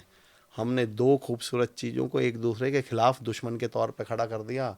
क्या चाहिए, पैसा या परिवार, मनी और फैमिली? ये सवाल सामने वाले के दिमाग में एक मिथ पैदा करता है, एक ट्रैपिंग पैदा करता है कि जहाँ परिवार होगा, अगर तू परिवार का ख्याल रखेगा, परिवार के बारे में सोचेगा, तो ज़िंदगी में पैसा नहीं कमा पाएगा। और आजकल के यूथ के दिमाग में घुस चुका है, मुझे तो पैसा कमाना है, मुझे परिवार से क्या लेना देना। अरे आप परिवार के साथ रह के भी पैसा कमा सकते हो, परिवार आपके रास्ते की बाधा है ही नहीं, पर आपके दिमाग में सवाल ही ऐसे बनाए गए हैं, what do you want, love और मनी, यानी दिमाग में घुसा दिया गया प्यार होगा तो पैसा नहीं होगा, पैसा होगा तो प्यार नहीं होगा। लोगों ने प्यार को लात मार दी, पैसे के चक्कर में पड़ गए, रिलेशंस को लात मार दी। मैं कहता हूँ ये तो दोनों चीज़ें एक साथ आ सकती थी। मैं हमेशा कहता हूँ कि ये इंग्लिश वाला और हटाइए, हिंदी वाला और जोड़िए। प्यार और, यानी OR वाला नहीं, प्यार और पैसा, and money and love, money and family, love and family, ये तो दोनों एक साथ थे। अलग अलग करने की कौन सी जरूरत थी? पर ट्रैपिंग दिमाग में क्या डाल दी गई है, हमारे दिमाग में ये डाल दिया गया कि ये मिलेगा। मेरे एक चाचा जी आ गए, बहुत साल पहले की बात है, हमारे घर एक चाचा जी आ गए। मैंने चाचा जी से कहा, चाचा जी क्या लाऊं, क्या लोगे, क्या लाऊं, खीर या हलवा? वो बोले क्यों बेटा, घर में कटोरी एक ही है क्या? दोनों दे दे? तो मैं आज तक नहीं समझ पाया कि इंसान की, भगवान की सर्वश्रेष्ठ रचना, हम इतने कम जर्फ हैं क्या? या तो हम पैसा कमा पाएंगे या रिश्ते निभा पाएंगे, इतने कम जर्फ हैं क्या हम लोग? या तो हम परिवार का ध्यान रख पाएंगे या पैसे के लिए भाग पाएंगे। जो एक दूसरे की सपोर्ट हो सकती थी, हमने उन्हें एक दूसरे के खिलाफ खड़ा कर दिया। डॉक्टर कुंवर बेचैन साहब का शेर है, मैं किसी और कॉन्टेक्स्ट में यूज करता, पर इस कॉन्टेक्स्ट में यूज कर रहा हूँ। अगर ये साथ में आ जाती तो ज़िंदगी कितनी खूबसूरत हो जाती। सारी धरा भी साथ दे तो और बात है, पर तू जरा भी साथ दे तो और बात है। और चलने को तो एक पाँव से भी चल रहे हैं लोग, पर दूसरा भी साथ देता और क्या बात है। तो ये दोनों पैर कितने खूबसूरत होते, परिवार भी साथ होता, पैसा भी साथ होता, प्यार भी साथ होता, पैसा भी साथ होता, परिवार भी। तो दुनिया में ये ट्रैपिंग है। मैं जितने भी लोग सुन रहे हैं उनसे कहूँगा, इस ट्रैपिंग के चक्कर में मत पड़िए। दोनों चीज़ें आप ज़िंदगी में हासिल कर सकते हैं। खुशी और हैप्पीनेस भी सेम चीज़ हो रही है, हैप्पीनेस और खुशी के साथ। अब आपने ना इस जगह पे चर्चा को ला दिया है। अमूमन मज़ेदार बात क्या है कि मेरे पास सवाल बहुत होते हैं और बड़े बड़े सवाल होते हैं, लेकिन आपके केस में मेरे सवाल बहुत छोटे छोटे हैं, क्योंकि मुझे पता है कि उन छोटे चीज़ों में ही वो सारी चीज़ें मिल जाएगी। सवाल एक मेरा अपने लिए भी ये हो सकता है कि जो दर्शक उनके भी काम आ जाए। ये जो आपने बोला ना कि ये जो एग्जाम्पल गढ़े गए या ये सवाल पैदा किए, किसने किया? मुझे लगता है मार्केट ने किया ना। अरे क्या बात कर रही, बिल्कुल। एक एग्जाम्पल दूंगा, इसके बाद आप इसको पूरा का पूरा क्लियर कर दीजिएगा। वो ये कि मुझे याद है कि एक ज़माना था कि जब हम अपने बहनों के घर राखी बंधवाने जाते थे तो लड्डू या गुलाब जामुन लेके जाते थे, लेकिन अब लोगों ने बता दिया कि आप चॉकलेट लेकर के जाओ। जब हमें ड्रिंक पीने का मन था तो मम्मी चीनी नमक पानी घोल करके देती थी। आज मार्केट में लोग कहते हैं एनर्जी ड्रिंक पियो फिर बीमारियां आती हैं, लोग करते हैं इलाज कराओ। मुझे बस ये बताइए कि इस मार्केट ने इंसानों को कैसे मैनिपुलेट किया है? ये इतना कमाल का सर्वेश सर आपने सवाल पूछा है, जो पहली बार किसी पॉडकास्ट में मुझसे पूछा गया है। मैं मार्केट से भी पहले आपको किसी और चीज़ पे लेके चलता हूँ। एक्चुअली होता क्या है, दुनिया में दो चीज़ें बिकती हैं, डर और सपने। डर और सपने, बिल्कुल। आज के बाद, अच्छा मैं इसके दो एंगल लूँगा, दो कॉन्टेक्स्ट लूँगा। कभी भी गौर करिएगा मेरे कहने से, इस दुनिया में प्रोडक्ट बिकते ही नहीं। हाँ, सिर्फ दो चीज़ें बिकती हैं, डर या सपने। हाँ। आज के बाद मेरे कहने से कोई भी एडवर्टाइजमेंट जो टीवी पे आ रहा हो वो देखना, आप ताज्जुब में पड़ जाएंगे। वो अपना प्रोडक्ट बेच ही नहीं रहे। वो या तो डर बेच रहे होंगे या सपने बेच रहे होंगे। कैसे? Home loan. होम लोन नहीं बेचता, उसका ऐड देखिएगा, वो बेच रहा होता सपना एक हो, अपना घर हो। आप डियो देखिएगा, डियो बेचता ही नहीं। वो बताता है इस डियो को लगा लोगे तो कॉलेज की जितनी भी लड़कियां तुम्हें घेर लेंगी। ये सपना है ना लोगों का। हाँ। सपने बेच रहे हैं वो। आप आ जाओ आरओ, इंश्योरेंस, ये कभी भी प्रोडक्ट नहीं बेचते। क्या बेचते हैं? डर। तो बाजार ने क्या किया, या तो बाजार डर बेचेगा और या बाजार बेचेगा सपने। और उन सपनों को दिखाने के चक्कर में उसने ऐसे झूठे सपने दिखा दिए, और उन्हीं झूठे सपनों के चक्कर में 90% लोग हम दुखी हैं। ये जो सपने हैं ना, ये वाले सपने कह रहा हूँ, बाजारवाद वाले, ये उस गाजर की तरह। आपने कहानी सुनी होगी ना, वो गधे को अगर कहीं ले जाना होता है, सामने बांध दो और मिलता भी नहीं है। लकड़ी लगाकर 1 फीट दूर गाजर बांध देते हैं। अब उसको दिखता सारी जिंदगी, मिलता कभी नहीं है। हाँ। तो ये तो बाजार का नियम है। लेकिन मैं आपको इसे दूसरे कॉन्टेक्स्ट में लेकर जाऊंगा।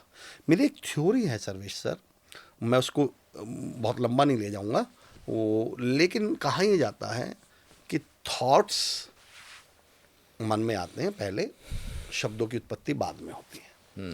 मुझे ऐसा लगता है कि शब्द पहले आते हैं। मैं कहता हूँ words are the father of thoughts.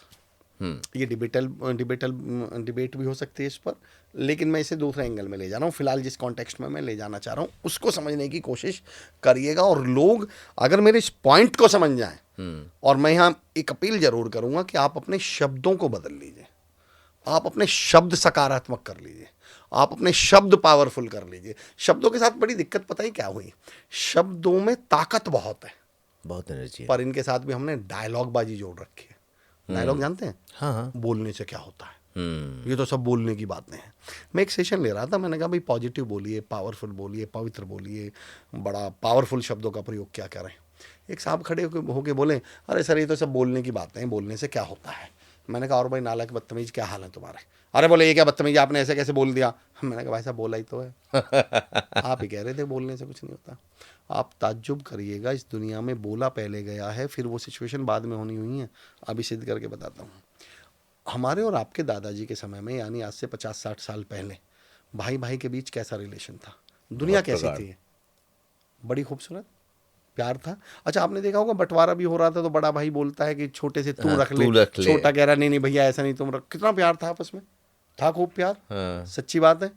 फिर 1969 में ये गाना किसने लिखा था कि कस्में वादे प्यार वफा सब बातें हैं बातों का क्या, कोई किसी का नहीं है जग में, झूठे नाते हैं नातों का क्या। जब रिश्ते नातों के लिए लोग जान तक दे रहे थे तब आप ऐसे गीत लिख रहे हो कि कस्में वादे प्यार वफा सब बातें हैं बातों का क्या। और जब वो लिख, ऐसा था नहीं, पर जब ऐसा लिखा गया, ऐसा बोला गया, 20 25 30 साल बाद 1990 95 तक आते आते ऐसा होना शुरू हो गया। मतलब वो मैनिफेस्टेशन बाद में उन्होंने बोलना शुरू किया, लोगों ने कर। मैं कहता हूँ शब्द पहले आते हैं, जैसा हम बोलते रहेंगे वैसा फिर दुनिया वैसी होती चली जाएगी। मैं ये कहता हूँ अब झूठ नहीं है, अब ऐसी हो चुकी होगी दुनिया, पर दुनिया ऐसी थी नहीं तब भी आप ऐसे गीत गा रहे थे। आज से 50-60 साल पहले हमारे पापा जी की टाइम की बात करूं, क्या पैसे को लेके इतना वो करते थे? पैसे की इतनी वो थी नहीं, कीमत थी इतनी, पैसे की, रिश्तों की कीमत थी। रिश्तों की कीमत थी।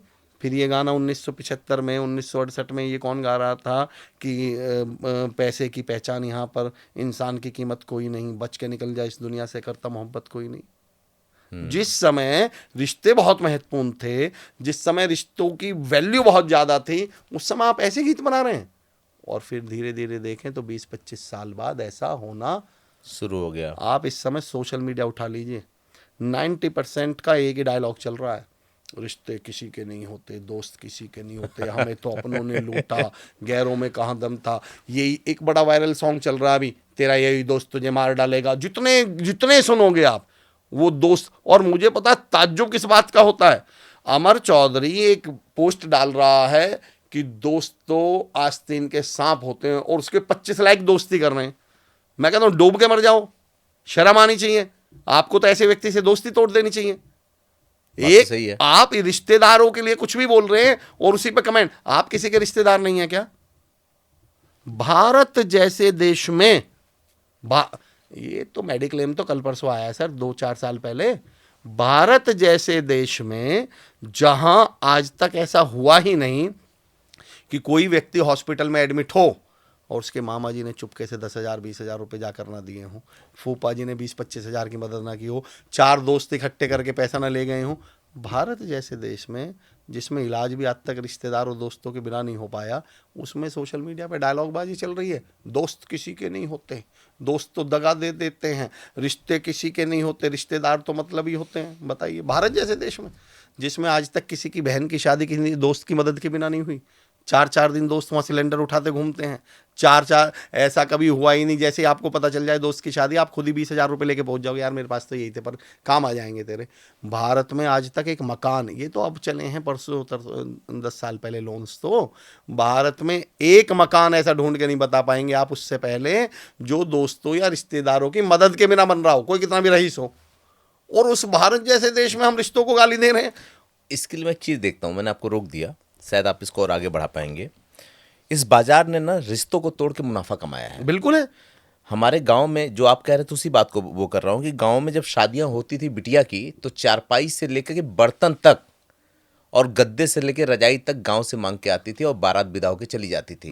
मेरा गांव चिरोड़ी है सर, लोनी के पास। हमारे गांव अभी भी है, मतलब चलो अब चीजें बदल रही हैं, लेकिन रिश्तेदार और दोस्त तो आज भी खड़े हैं। बदल नहीं रही सर, कैसे बदली वो मैं आपको बता रहा हूँ। बाजार ने, सही कह रहे हैं आप। बाजार ने क्या किया, कहा कि ये तो एक व्यापार का सिस्टम है। हाँ। उसने क्या किया कि इन सबको खत्म करो, एक व्यवस्था खड़ी करो, वो पैसा दें और ये लें। उसने 2 चीजें की, मुनाफा कमाया और संबंध तोड़ दिए उसने। अब कोई किसी के घर मांगने नहीं जाता। हाँ। अब जब किसी के घर में बिटिया के लिए मंडप बनाने की बारी आती है तो किसी के घर कोई बांस काटने नहीं जाता, बल्कि वो फट्टे लाके खड़ा कर देता है। मैं बिल्कुल सहमत हूं। उसका सर्विस सर रीजन क्या है? मैंने याद है शुरू में एक बात कही थी, सबको हीरो बनना है, सबको बहादुर बनना है। अब अगर मैं सोशल मीडिया पे ये ना लिखूं, आप सोच के देखिए, हमें तो अपनों ने लूटा, गैरों में कहाँ दम था। मेरा एक सवाल है, जब कोई ऐसा लिखता है तो मैं एक सवाल पूछता हूँ कि भाई आप जिंदगी में क्या बनना चाह रहे थे? मान लो आप IAS बनना चाह रहे थे, मान लो आप डॉक्टर बनना चाह रहे थे, मान लो आप कोई स्टार्टअप यानी बिजनेस शुरू करना चाह रहे थे। मेरा एक सवाल, आपके IAS बनने में किसी रिश्तेदार का रोल क्या हो सकता है? मुझे तो ये बताओ। कोई रोल नहीं है। सर्वेश सर IAS बनना चाह रहे हैं और अमर चौधरी नालायक रिश्तेदार है और मैं आपको रोकना चाह रहा हूं, कैसे रोक सकता हूं जरा बताना। नहीं रोक सकता। आपकी किताब फाड़ दूंगा, भारत सरकार को लेटर लिख के दूंगा इसको IAS मत बनाना। मैं कर क्या लूंगा? तो आपको कामयाब होने से अगर कोई चाह भी ले तो रोक कैसे सकता है? एक्चुअली किसी को करना धरना कुछ नहीं है, बातें करनी पड़ी। डायलॉग। अब जब आप ऐसा लिखते हो हमें तो अपनों ने लूटा, तो जिसने लिखा है उसके बारे में क्या सोचता है आदमी, यार इसने कुछ करने की कोशिश करी होगी, ये कोई बड़ी मेहनत कर रहा होगा, ये तो इसे अपनों ने नहीं बनने दिया। फिर दो चारों ने कहा अरे यार ये बढ़िया तरीका है, कुछ करो मत, ऐसे लाइन लिखो और लोग सोचेंगे यार ये कुछ कर रहा होगा। अब सब ये कहानियां सुना रहे हैं, कर कोई कुछ नहीं रहा, करना किसी को कुछ है नहीं। तो सारा खेल इस बात का, और उसके लिए आपको जाहिर सी बात है, मैंने खुद को कितनी आसानी से मशहूर किया, मैंने अपने से बड़े लोगों को गाली दी है। बात तो सही है। अपने आप को बहादुर दिखाना, अपने आप को बड़ा दिखाना, अपने आप को पीड़ित दिखाना कितना आसान है। लिख दो सोशल मीडिया पे, कोई पूछ थोड़ी रहा है। एक डायलॉग किसी ने बोला कि सर हम तो किसी से डरते थोड़ी, हम तो ईंट का जवाब पत्थर से देते हैं। अरे मैंने कहा तो बहुत महान बात है, सैल्यूट आपको। पर मेरा एक सवाल था, बोले जी क्या? मैंने कहा यार इतना ही महान हो तो कभी किसी को फूल का जवाब गुलदस्ते से भी दिया होगा? वो भी बता दो जरा एक बार। एक्चुअली ईंट का जवाब पत्थर से देने में पैसे थोड़ी लगते हैं, ना तमीज लगती, ना तहजीब लगती, ना पढ़ाई लगती, ना संस्कार लगते। किसी से बदतमीजी करने के लिए कौन सा कोर्स करना पड़ता है? कोई भी कर ले। बात तो सही है। तमीज से बात करने में कम्युनिकेशन चाहिए, किसी की उठ के हेल्प करने के लिए आपके दिल चाहिए, बड़ों की रिस्पेक्ट करने के लिए संस्कार चाहिए, वो है नहीं। कर लो बदतमीजी, फिर एक डायलॉग बोल दो पीछे से, हम तो जी सच बोलते हैं, सामने वाले को बुरा लग जाता है। मैंने यार तुम्हारा सच हमेशा कड़वाई क्यों होता है? डायलॉग सुना आपने? सच तो हमेशा क्या होता है? कड़वा होता है। कड़वा होता है। मैंने कहा इतना कड़वा सच कहाँ से लेके आए हो भाई जो कभी ये मीठा ही नहीं होता। मैं तो लोगों से पूछता हूँ ये आपके पापा जी हैं, सच है? बोले हाँ जी। मैंने कहा तो कड़वा है क्या? कड़वा किसने कह दिया? एक्चुअली हमने कड़वी बातें बोलकर उस पर एक डायलॉग मारना। लोग सच नहीं बोल रहे, कड़वा बोल रहे हैं, और पीछे से एक डायलॉग चिपका देंगे जी सच तो क्या होता है? कड़वा। बेसिकली क्या है ना, वो अपने तर्क को ना अपने आप को डिफेंसिव मोड में परमानेंट रखते हैं। उनको लगता है कोई कुछ बोले उससे पहले हम अपने लिए अपना डिफेंस सिस्टम बना लें। एक अलग कॉन्टेक्स्ट बताता हूँ लेकिन इससे कनेक्ट करेगा। मैं अभी कुछ दिन पहले ट्रेनिंग ले रहा था, उसमें किसी ने मुझसे पूछा, वो अलग पॉइंट है लेकिन फिर भी मुझे ऐसा लगता है सर, आजकल देखते हैं लोगों को गुस्सा बहुत आता है, मतलब गुस्सा तो ऐसा बन चुका है सबको आ रहा है। मैंने कहा यार मैंने आप लोगों के गुस्से से ज़्यादा एजुकेटेड और समझदार गुस्सा ज़िंदगी में नहीं देखा। बोले जी मतलब? मैंने कहा देखो तुम्हारा गुस्सा कितना समझदार है, किसी भी कांस्टेबल को आज तक दरोगा पे गुस्सा नहीं आया। कांस्टेबल को गुस्सा आएगा पब्लिक पे, दरोगा जी को आज तक इंस्पेक्टर साहब पे गुस्सा नहीं आया। कितना समझदार गुस्सा लेके घूम रहे हो? इंस्पेक्टर साहब को सीओ साहब पे गुस्सा नहीं आ रहा, इंस्पेक्टर साहब को दरोगा जी पे गुस्सा आ रहा है, सीओ साहब को इंस्पेक्टर साहब पे गुस्सा आ रहा है। मैं तो तब जानूं जब आप अपने सीनियर पे गुस्सा करके दिखा दें। आज तक किसी भी टीचर को प्रिंसिपल पे गुस्सा नहीं आया, आज तक किसी भी एम्प्लॉय को मैनेजर पे गुस्सा नहीं आया, मैनेजर को सीनियर मैनेजर पे नहीं आया, सीनियर मैनेजर को रीजनल हेड पे नहीं आया, रीजनल हेड को वीपी पे नहीं आ रहा। मैंने कहा यार बड़ा समझदार, बड़ा एजुकेटेड गुस्सा है तुम्हारा, पता है कहाँ आना है। तो लोगों को एक्चुअली कमज़ोर पे गुस्सा कर लो, कुछ फ़र्क थोड़ी पड़ने वाला है।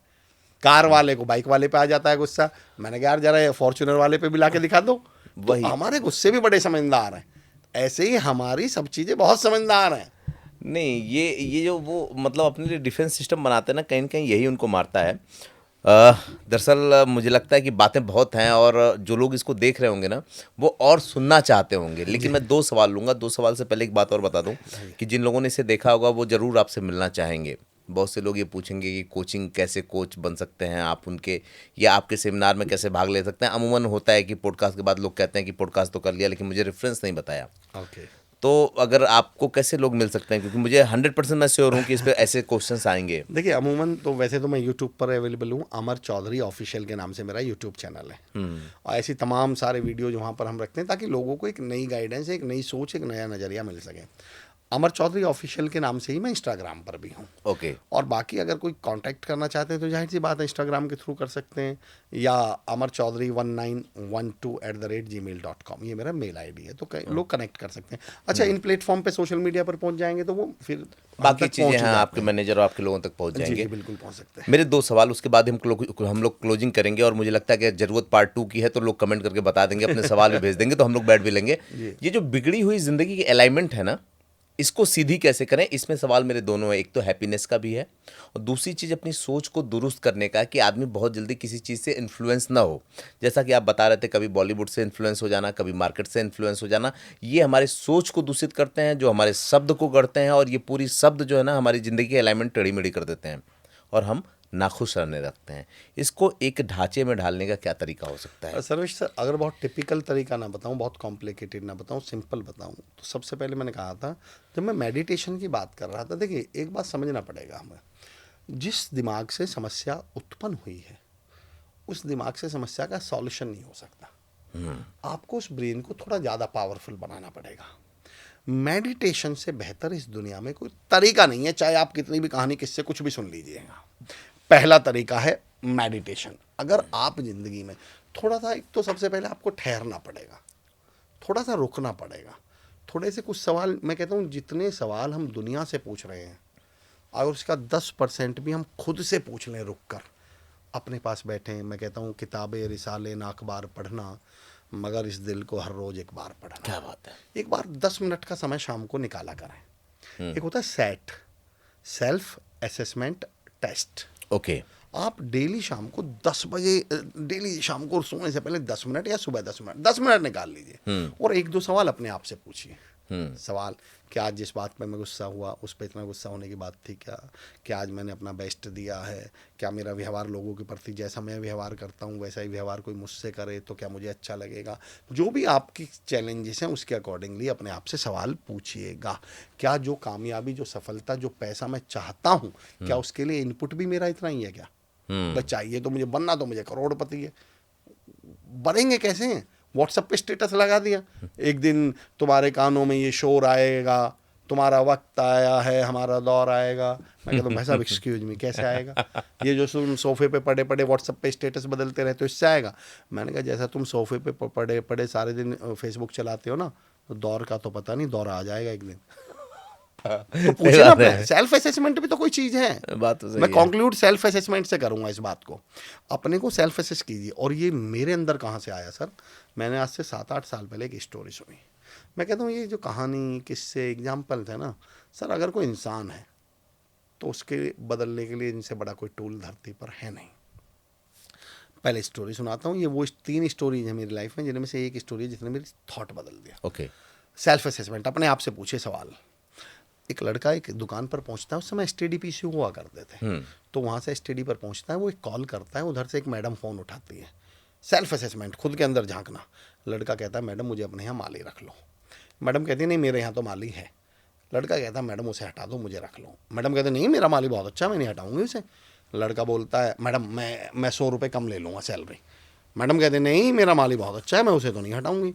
लड़का बोलता है मैडम मैं लंच भी घर से ले आया करूँगा, आपके यहाँ नहीं करूँगा, मुझे रख लो, उसे हटा दो।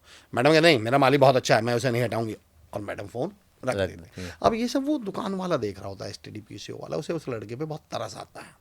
लड़का वो लड़के के पास बोलता है और उससे कहता है बेटा तुझे नौकरी की इतनी दिक्कत है, इतनी काम की समस्या है, तो एक काम कर मेरे यहाँ काम कर ले। लड़का बोलता है कैसी नौकरी, कौन सी नौकरी? बोले यार अभी तो तू फ़ोन पे नौकरी मांग रहा था। लड़के का जवाब सुनिए।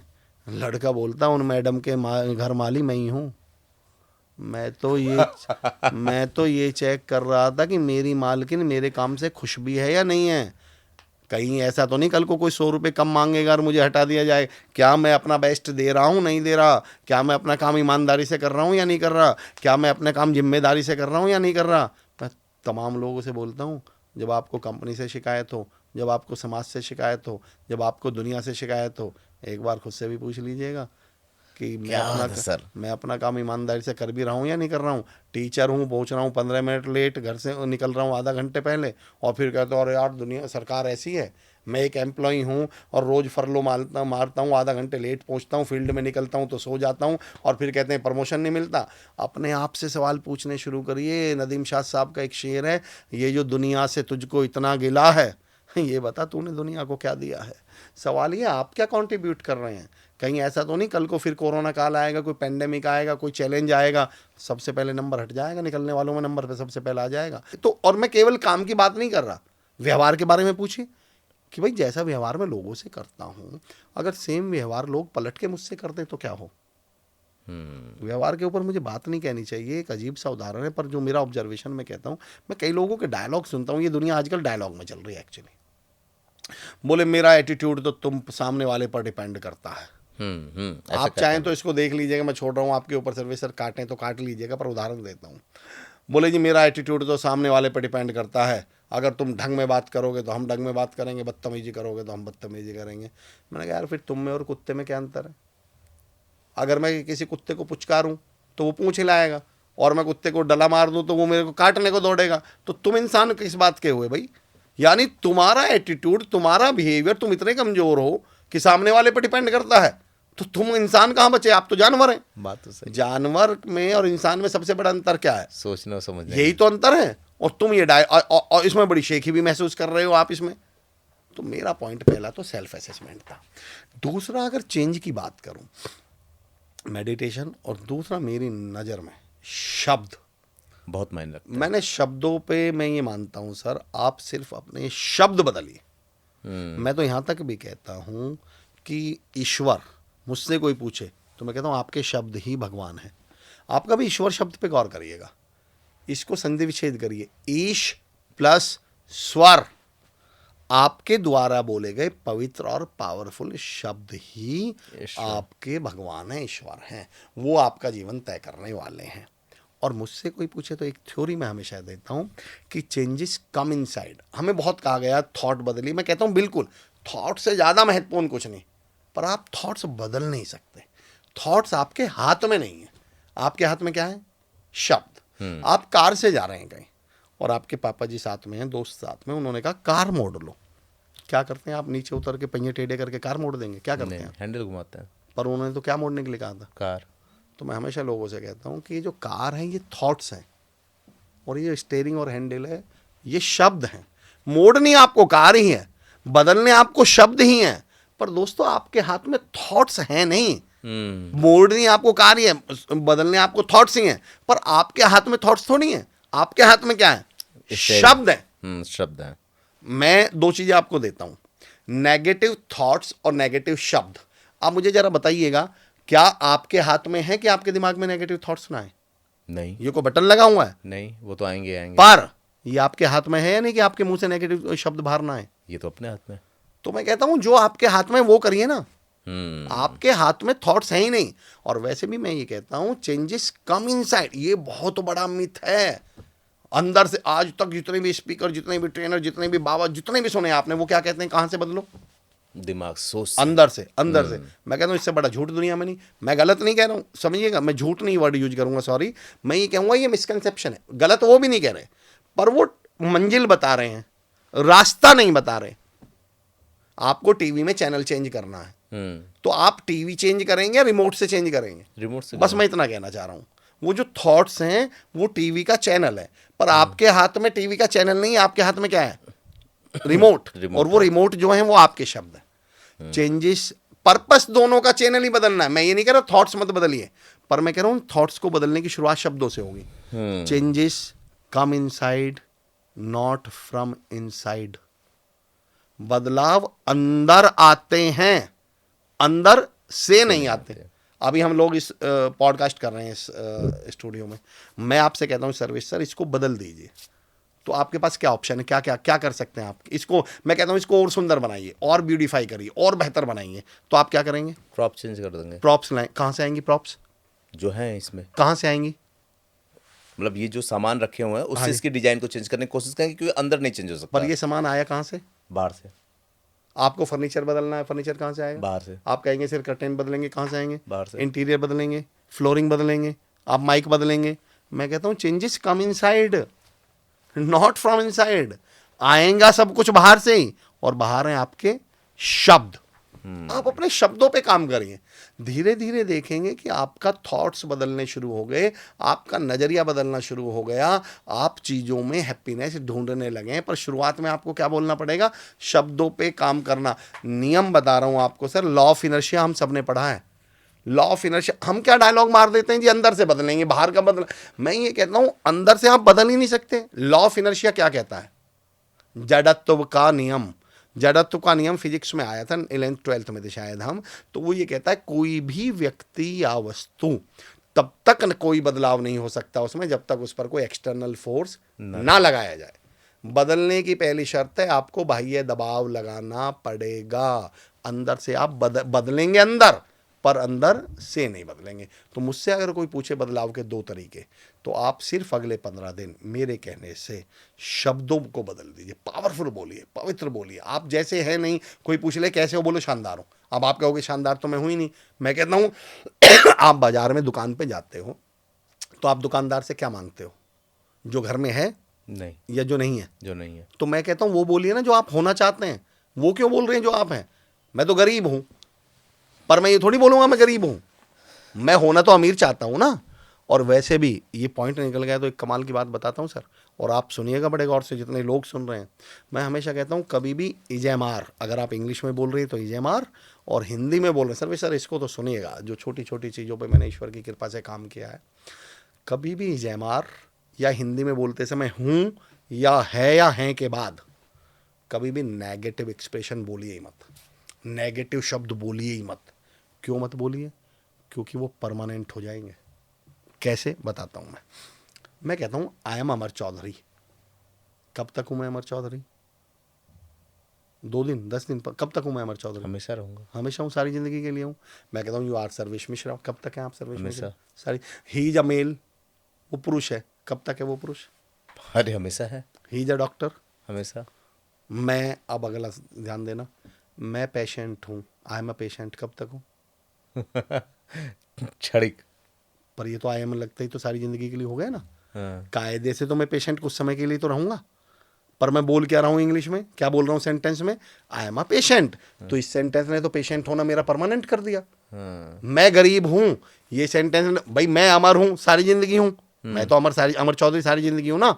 मैं मेल हूँ तो मैं सारी जिंदगी मेल हूँ ना। अब अगला सेंटेंस सुनिएगा, मैं गरीब हूँ, ये सेंटेंस तो ये कह रहा है कि तुम सारी जिंदगी गरीब रहोगे। मैं दुखी हूँ, ये सेंटेंस तो कहता है मैं सारी जिंदगी दुखी रहूंगा। क्योंकि इजेमार के बाद केवल वो चीज बोली जाती है जो परमानेंट हो। तो इसलिए मैं कहता हूं कि अपने शब्दों पे गौर करना शुरू करिए। आप केवल शब्द बदल लीजिए। मैं चुनौती के साथ कहता हूं धीरे धीरे आपका जीवन अब बदलना शुरू। पूछने वाले, अगर मैं नहीं पूछूंगा तो लोग ये कहेंगे कि फिर अगर मैं बीमार हूं तो उस समय के लिए क्या बोलूँ अंग्रेजी मैं बीमार, अरे ये तो बहुत अच्छा है, बहुत अच्छा सवाल। मेरे एक दोस्त ने अभी 6 महीने पहले की बात है, मैंने वैसे ही फ़ोन लगा लिया। मैंने क्या हाल चाल है? अरे बोले यार अमर भाई क्या बताऊँ, बहुत बुरे दौर से गुजर रहा हूँ, बहुत परेशानी से गुजर रहा हूँ। मैंने कहा यार बधाई हो। वो बोला यार ये कौन सी बात है, मैं कह रहा हूँ मैं परेशानी से गुजर रहा हूँ, बहुत बुरे दौर से गुजर रहा हूँ, तो कह रहा है बधाई हो। मैंने कहा तुमने एक बहुत खूबसूरत शब्द का प्रयोग कर रहा है। आपने कहा गुजर रहा हूँ। हाँ। इसका मतलब तुम पार निकल जाओगे। हाँ। अगर मैं कहूँ, मैं अभी हम नोएडा में बैठे हैं और मैं आपसे कहूँ कि सर्वेश भाई मैं अभी नोएडा से गुजर रहा हूँ, तो इसका मतलब 1 घंटे बाद मैं नोएडा से गुजर जाऊंगा या नहीं? हाँ, निकल जाएंगे। समस्या तो उनके जो आलती पालती मार के बैठे हुए हैं। आप बीमार हैं तो ये बोलिए ना मैं बीमारी से गुजर रहा हूँ, मैं बुखार से गुजर रहा।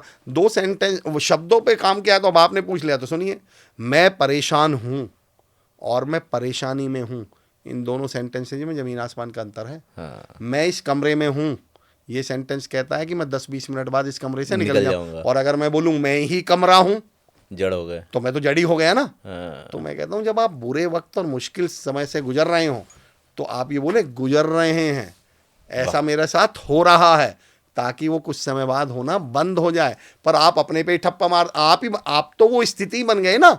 मैं बीमार हूं मतलब आप ही बीमार आप बोलते मैं बीमारी से गुजर रहा हूं।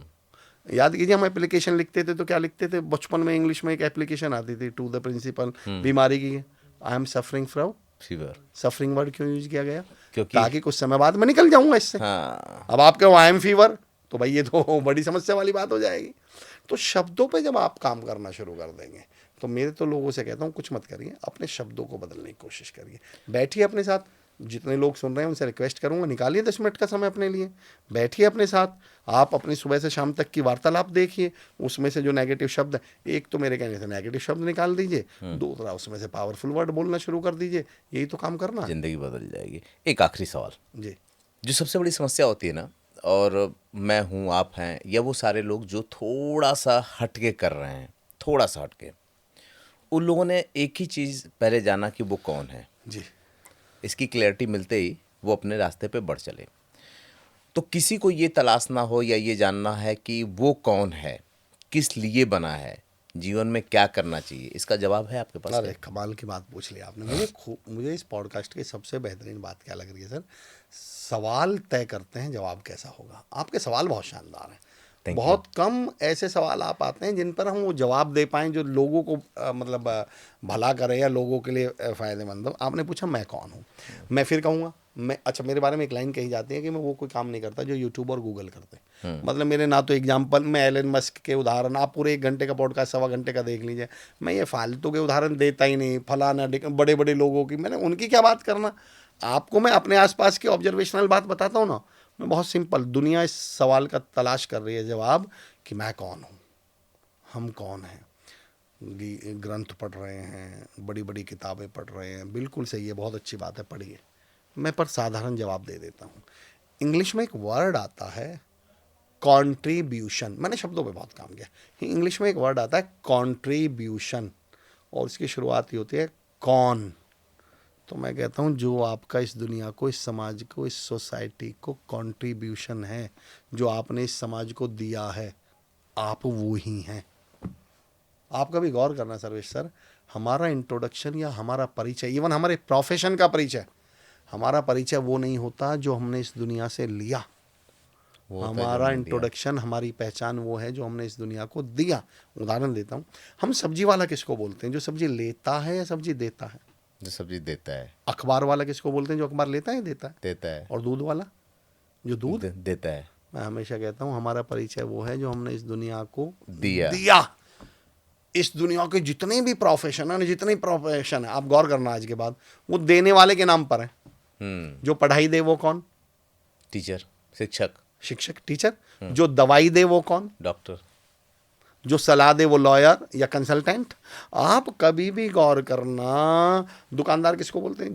जो मिठाई दे वो हलवाई।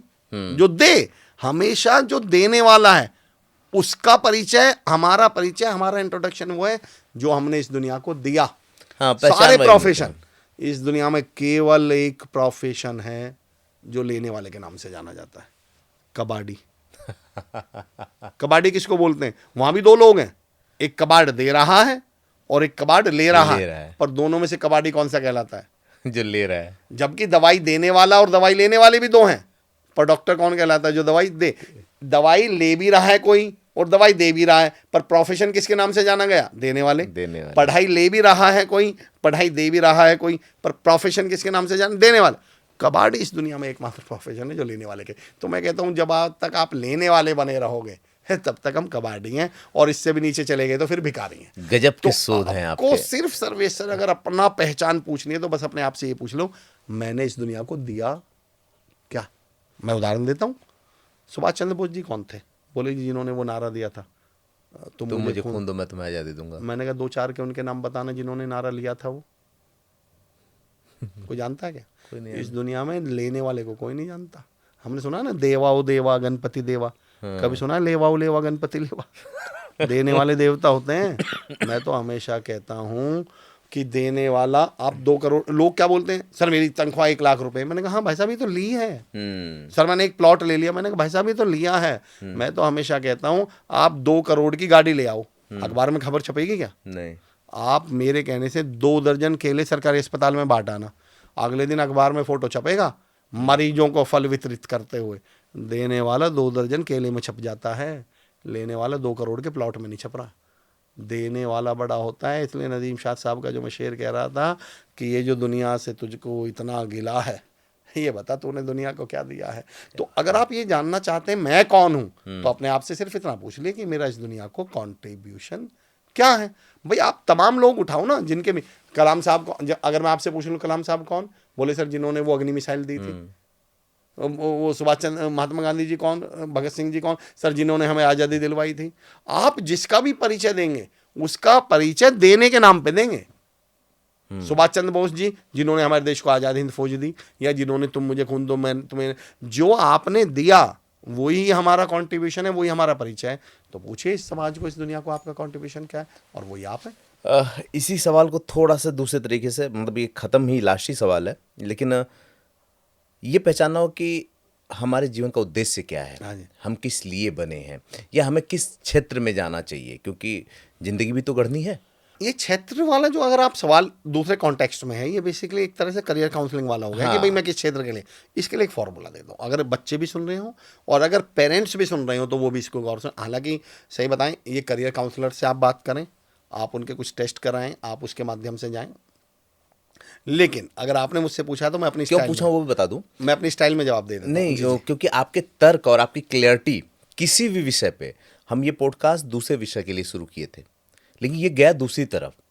इसका मतलब ये है कि हम इस पे आ सकते हैं क्योंकि जो क्लियरिटी आपकी तरफ से मिलेगी बिल्कुल वो अलग बिल्कुल। होगी। पहले तो आप ये समझ लीजिए, मैंने थोड़ी देर पहले कहा था कि खुद से अनजान तो हो सकता है मगर लाचार हो नहीं सकता, और जिसे उसने बनाया हो वो बेकार हो नहीं सकता। पहले तो आप ये समझ लीजिए आप किसी ना किसी चीज़ के लिए बने हुए हैं। 90% केस में क्या हो रहा है, मैं जब करियर काउंसलिंग पे, हालांकि I am not into that, पर कभी बोलता हूँ तो मैं क्या करता हूँ, मैं एक ताला ले लेता हूँ सर्विस सर, और कोई भी एक चाबी उठाता हूँ, उसमें लगाने लगता हूँ। वो चाबी लगती नहीं, तो कोई बोलता है अरे सर ये चाबी ख़राब है, फिर मैं उस चाबी का ताला लेता हूँ और उसमें लगा देता हूँ। और बोले तो मैंने कहा आप तो कह रहे थे चाबी ख़राब है, तो मैं कहता हूँ हमारे हर बच्चा इस चाबी की तरह है, हम इसे गलत तालों में लगा के ये कह रहे हैं कि चाबी ख़राब है, इसका सही ताला नहीं ढूंढ पा रहे हैं। तो पहली बात तो हमें ढूंढना, अब तरीका बताता हूँ, शॉर्ट में बताता हूँ अपनी स्टाइल में। एक फार्मूला मैंने इसको बनाया हुआ है and that is called IAS। उस फार्मूले को मैं बोलता हूँ IAS। सबसे पहले आई मतलब इंटरेस्ट, आपको किस काम में मन लगता है, इंटरेस्ट किस काम में है आपका, पता कीजिए, गाने में है, क्रिकेट में है, खेलने में है, पढ़ने में, जिसमें स्टार्टअप में, जिसमें भी है। लेकिन यहाँ बात खत्म नहीं होती। पिछले 10 साल में एक सबसे बड़ी समस्या ये भी पैदा हो चुकी है, अब जिस काम में इंटरेस्ट है बोले मैं तो, मेरे बच्चे का इंटरेस्ट तो क्रिकेट में है। अब एक चीज़ और पता कर लीजिए, नहीं, आई के बाद एक वर्ड मैंने यूज किया, एक टर्म यूज किया, ए मतलब एबिलिटी। क्या इसके अंदर वो योग्यता भी है? भाई क्रिकेटर बनना तो चाह रहा है बच्चा, पर ये भी पता कर लो पढ़ाई से बचने के लिए बनना चाह रहा है क्रिकेटर, या सच में क्रिकेटर ही है। तो एबिलिटी का पता, मैं कहने लगूं मुझे सिंगर बनना है, हाँ ठीक है जी मेरा इंटरेस्ट है सिंगिंग में, आगे आवाज भी है क्या, एबिलिटी भी है क्या? तो आई के बाद देखिए क्या बच्चे की या आपकी वो एबिलिटी भी है क्या।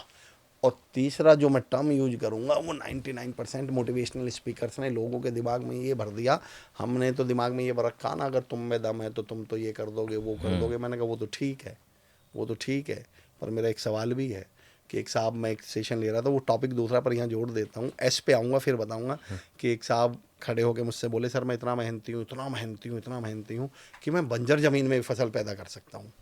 मैंने कहा अरे तो सैल्यूट है आपको, पर मैंने कहा मेरा एक सवाल है। बोले जी क्या? मैंने कहा जब आप इतने मेहनती हो कि आप बंजर ज़मीन में फसल पैदा कर सकते हो, तो इतने समझदार क्यों नहीं हो जाते कि उपजाऊ ज़मीन ढूंढ लो।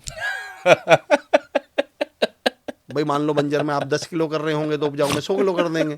ये क्या मरते हुए दादाजी को वादा किया था कि बंजर में ही करके दिखाऊंगा। तो हमारे बच्चों के साथ एक समस्या ये भी है कि जब उनमें इंटरेस्ट और एबिलिटी आ जाती है तो वो एस को भूल जाते हैं। S is called scope.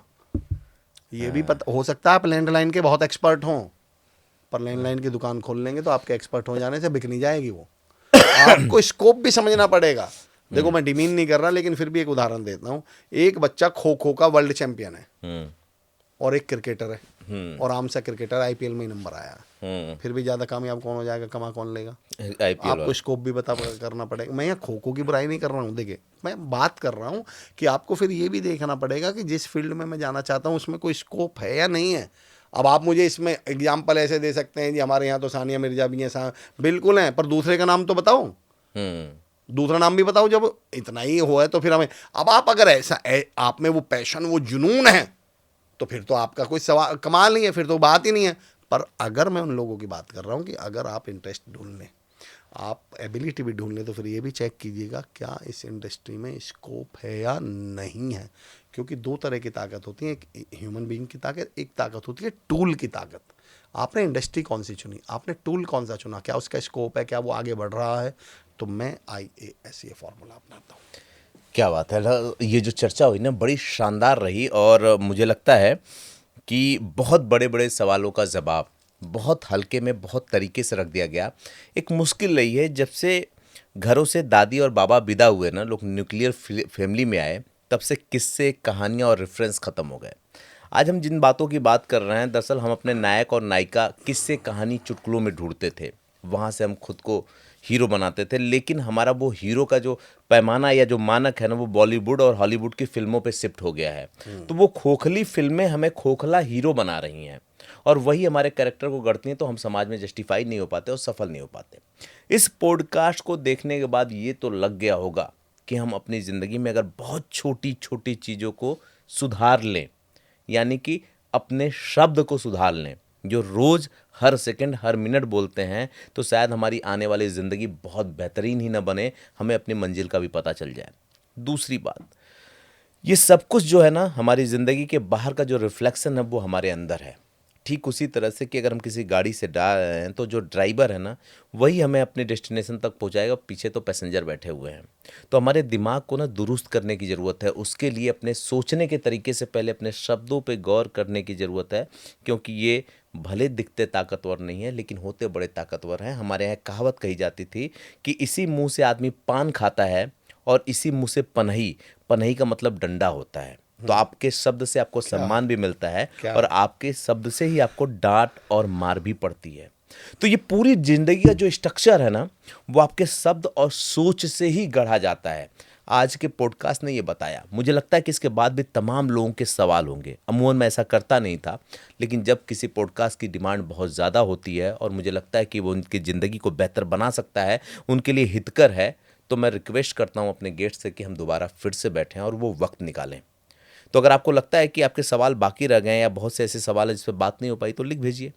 और तब तक आप भी इंतजार कीजिए और मैं भी, और आपके सवाल आने के बाद फिर से कोशिश करेंगे कि एक बार हम लोग बैठें।